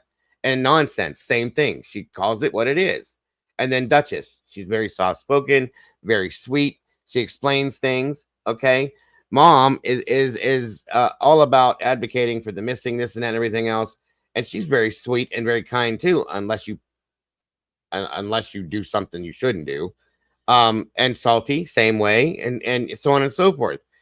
So there's different variations of us all, and we do it different ways. And it just, that's what this is all about, you guys. The conversation I'm having right now is because I see these other channels, they do great, and I want to be great. What am I doing wrong? And I know what everybody's going to say, and I know this already. I'm not. I know I'm not doing anything wrong, and I know that I'm not that person. Okay, And I know that I'm not going to draw 1,000 people in here for what I'm talking about. And it just bugs me sometimes. Like I feel like I'm not good enough. That's what it is. Okay. So Get it. I want to say understand. something. I've been here for 4 years. I am 30 people away from 3,600 subs. So you're doing the right thing. But what you're not doing is what, like I put in the chat, you can't let somebody dim your light, because whatever happens in the darkness is going to come to light. Yep. If you go back on my channel, there is a short of me sitting in my Mustang, bawling my eyes out. And I left that short up because that's part of me growing. And I literally was in my car with my phone in my hand. Why am I doing this? Why am I doing this? Nobody comes in. Nobody listens to what I have to say. Should I just delete my channel? Because how am I making a difference if nobody listens? And I had a very smart little boy. I'm kind of fond of him since he's Mini Monster. Call me. Of course. And he called me and he said, Mom, do you know you have worked 2 years to build that channel organically? That channel is your heart and soul. What you're doing for these families and giving them a safe place and giving your community a safe place is more than any of these huge channels could ever imagine doing. It's not that you're doing anything wrong. This is the way that it works. For some reason, human nature, they want to see drama. They want to see the dirtiest, deepest, darkest things that you can pull out of somebody. You can go on a channel that is very fact-based, covering the missing, showing faces, not clickbait title. You might have a couple hundred people in there watching, 500 if you're lucky. Go into a channel that has clickbait. They've got somebody's Facebook pulled up on their screen. They're going through all the stuff that could have, put, would have, possibly. And that channel is going to have thousands of subs in it. And I'll tell you something else that I've watched since I've been here. Channels that pop up, because I understand what you're saying. I feel that on a personal level. Channels that pop up that grow real fast, they also die real fast because they'll start showing their true colors too fast and people will realize what they're doing. And if they've come from another community into that channel, they won't stay long because that's not what they're looking for. Most of the people that are in these communities are people that are homebound or single, or maybe their kids are grown. There's some reason why the human body needs that connection with another person. I am very fond of you and your community and your mods and everybody that comes in here and hangs out. I have my own damn channel. But I would rather come over here and hang out with you and know that I have a safe place to be and people actually want to listen to what is being said and absorb the information and share the information. Just like tonight, you have people asking for links and, you know, hey, I'm going to share this out. How do I share this? I constantly have people that comment on community posts for missing pliers. How do I share this? Screenshot it and share it. It's those little things that mean so much to a lot of people. And I would rather have 10 good people that want to listen than 1,000 people that want to know somebody's deepest, dirtiest, darkest secrets.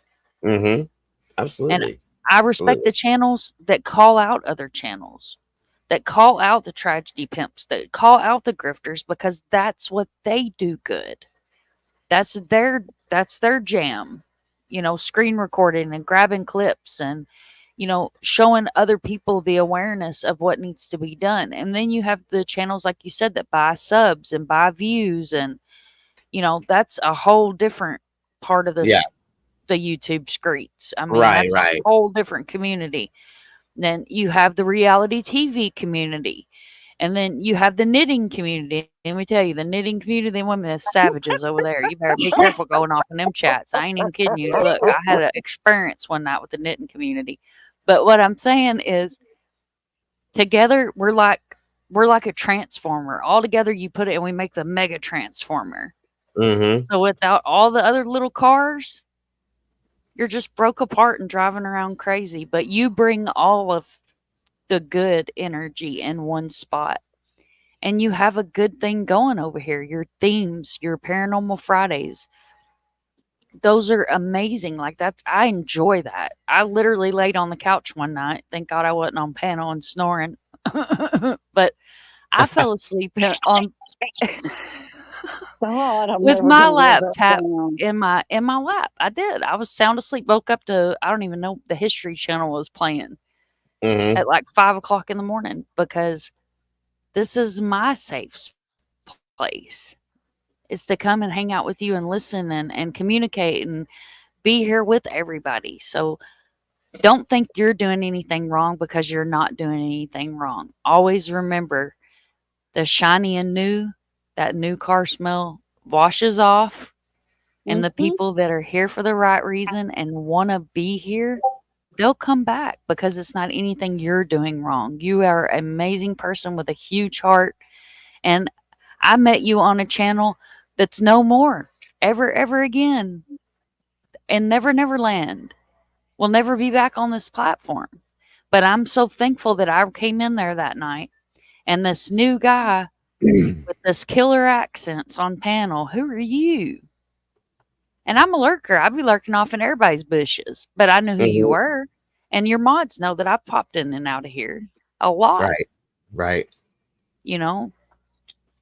Well, I appreciate I just want to just virtually hug you and tell you and that you're loved, you're appreciated, and you're not doing anything wrong, because it's like wintertime. People like to stay in the house, and they like to, they like to be on YouTube. In the summertime, everybody's out and about. They're all doing their thing, and they're, maybe like me, I'm not supposed to be on my phone when we're decompressing out in town. I got my phone in my back pocket with an AirPod in, listening to live. Yeah, right, exactly. But I love you, and I'll stop, because I know you're ready. I'm ready to get to Paranormal Friday. I appreciate you, and I love you too. I really do. I appreciate everything you do, and just you yourself being who you are and being here. It makes my day so much better every time you're here. I understand that. Please do. And that goes for all of you. Mom's right, Dago. We're stronger together, and you're not doing anything wrong. But like she said, what's done in the darkness will be brought to light. And like we always say, when someone shows you their true colors, believe them. I know. I do agree. I know what you're saying. You're right. Like I said, I was having a moment, like feeling like I should be doing better than I was, than I am, than I do. After the period of time I've been here, I've been supported and grown by so many amazing people. It was bothering me. First of all, I don't know who that was. Sorry to interrupt. That donated via the PayPal. Thank you so much. And don't worry about, see, that's something else. It's just a little bit, but I wanted to give you something. See, it doesn't matter how much it is, guys. It'd be 5 cents or 500, whatever it is. It doesn't matter. It's the thought that you did it. Thank you so much for that. It means the world to me. It definitely helps me to pay these bills, to keep doing what I'm wanting to do every day. Thank you for that, whoever you are. I don't know why a lot of people do these anonymous things, but I get it and I respect it. So thank you very much, whoever you are. God bless so very much. Jacob, I'm gonna hop down. Yes, Avery, thank you for your input so very much. And I believe me, I'm thinking about it a lot more than I ever have. And I appreciate that so much. I really do. Thank you so much. Yeah, if you decide you want to do, you don't have to quit doing your live streams. You can still do that too. But anyhow, if you decide you want to and you need any input, just send me an email and I can walk you through it. And absolutely. I appreciate that so much. Thank you. All right. I will be down in the chat. Okie doke. Sounds Bye. great. Thanks again. Dago's already got Paranormal Friday set up, by the way. But we're not, besides whatever Bigfoot, Kimberfoot, what are we going to watch? Kimberfoot is not part of Paranormal Friday, by the way. It might be. You don't know, Kimber. We don't know. We might find a Kimberfoot in Tennessee. You just don't know. Uh-huh. Kimber only wears a 7.5. That's hardly a big foot. Doesn't have to be a big Kimberfoot. It could be a little Kimberfoot. Just a little Kimberfoot. That's all. Just a little Kimberfoot. That's it. Yes, I actually like the sound of that. I'm gonna have somebody. I bet you somebody has already made a graphic of a little Kimberfoot, and if they haven't, it's coming. Let me brush my back hair. There you go. Just stay pretty and brush your hair. That's all you got to do. Is there a Brush my way back though, hair. that Yes, you ma'am. like that you can be reached, that because I know you get so many emails and I get that. Is there a way that, because I'm like, there's something I'm working on with somebody that I kind of wanted to run by you, and it's pretty big. I just didn't need Do you see the number at the bottom? There's a number on the bottom of the screen. Okay. You can get a hold of me there. Text message, whatever you want to do. You can reach me there. Text message. Text message. Yeah, I was trying to say that again. message me. Yes, Kimberfoots have blonde fur. Yes, they do. Yes, we have blonde fur. Oh wait, I'm going to get a sandwich. I will see you at Paranormal Friday. Okay. Love you It'll be- guys. Thank you, Mom, so for much. what you do. Absolutely. Thank you, Sherry, for that. I Love got you, Mom. 703. See you soon, Mom.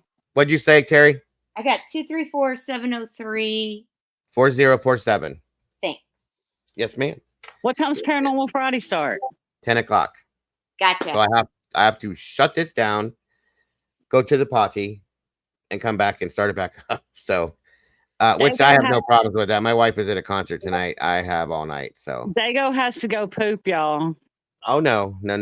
I do that. Never do that online. That's so I have never done that. I never would. He's not gonna go poop on a live, but he has to go poop before Paranormal Friday. No, I only do it. I do it once a day. It's when I first wake up in the morning. Oh, he already pooped. too much. Gotta go. Bye. Bye, Terry. Bye, y'all. It is 10 p.m. Eastern Standard Time, guys.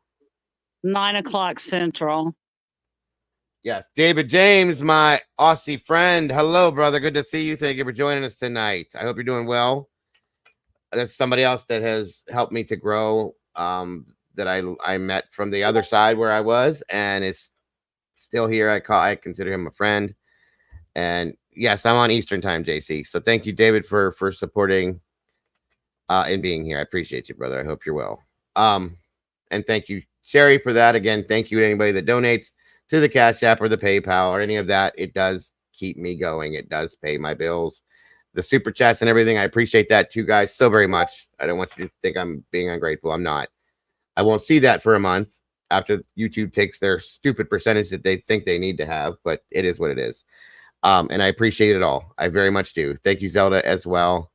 So like 25 minutes, yes. So I have to say, thank you guys for being in here for this today and helping us to raise the awareness on this.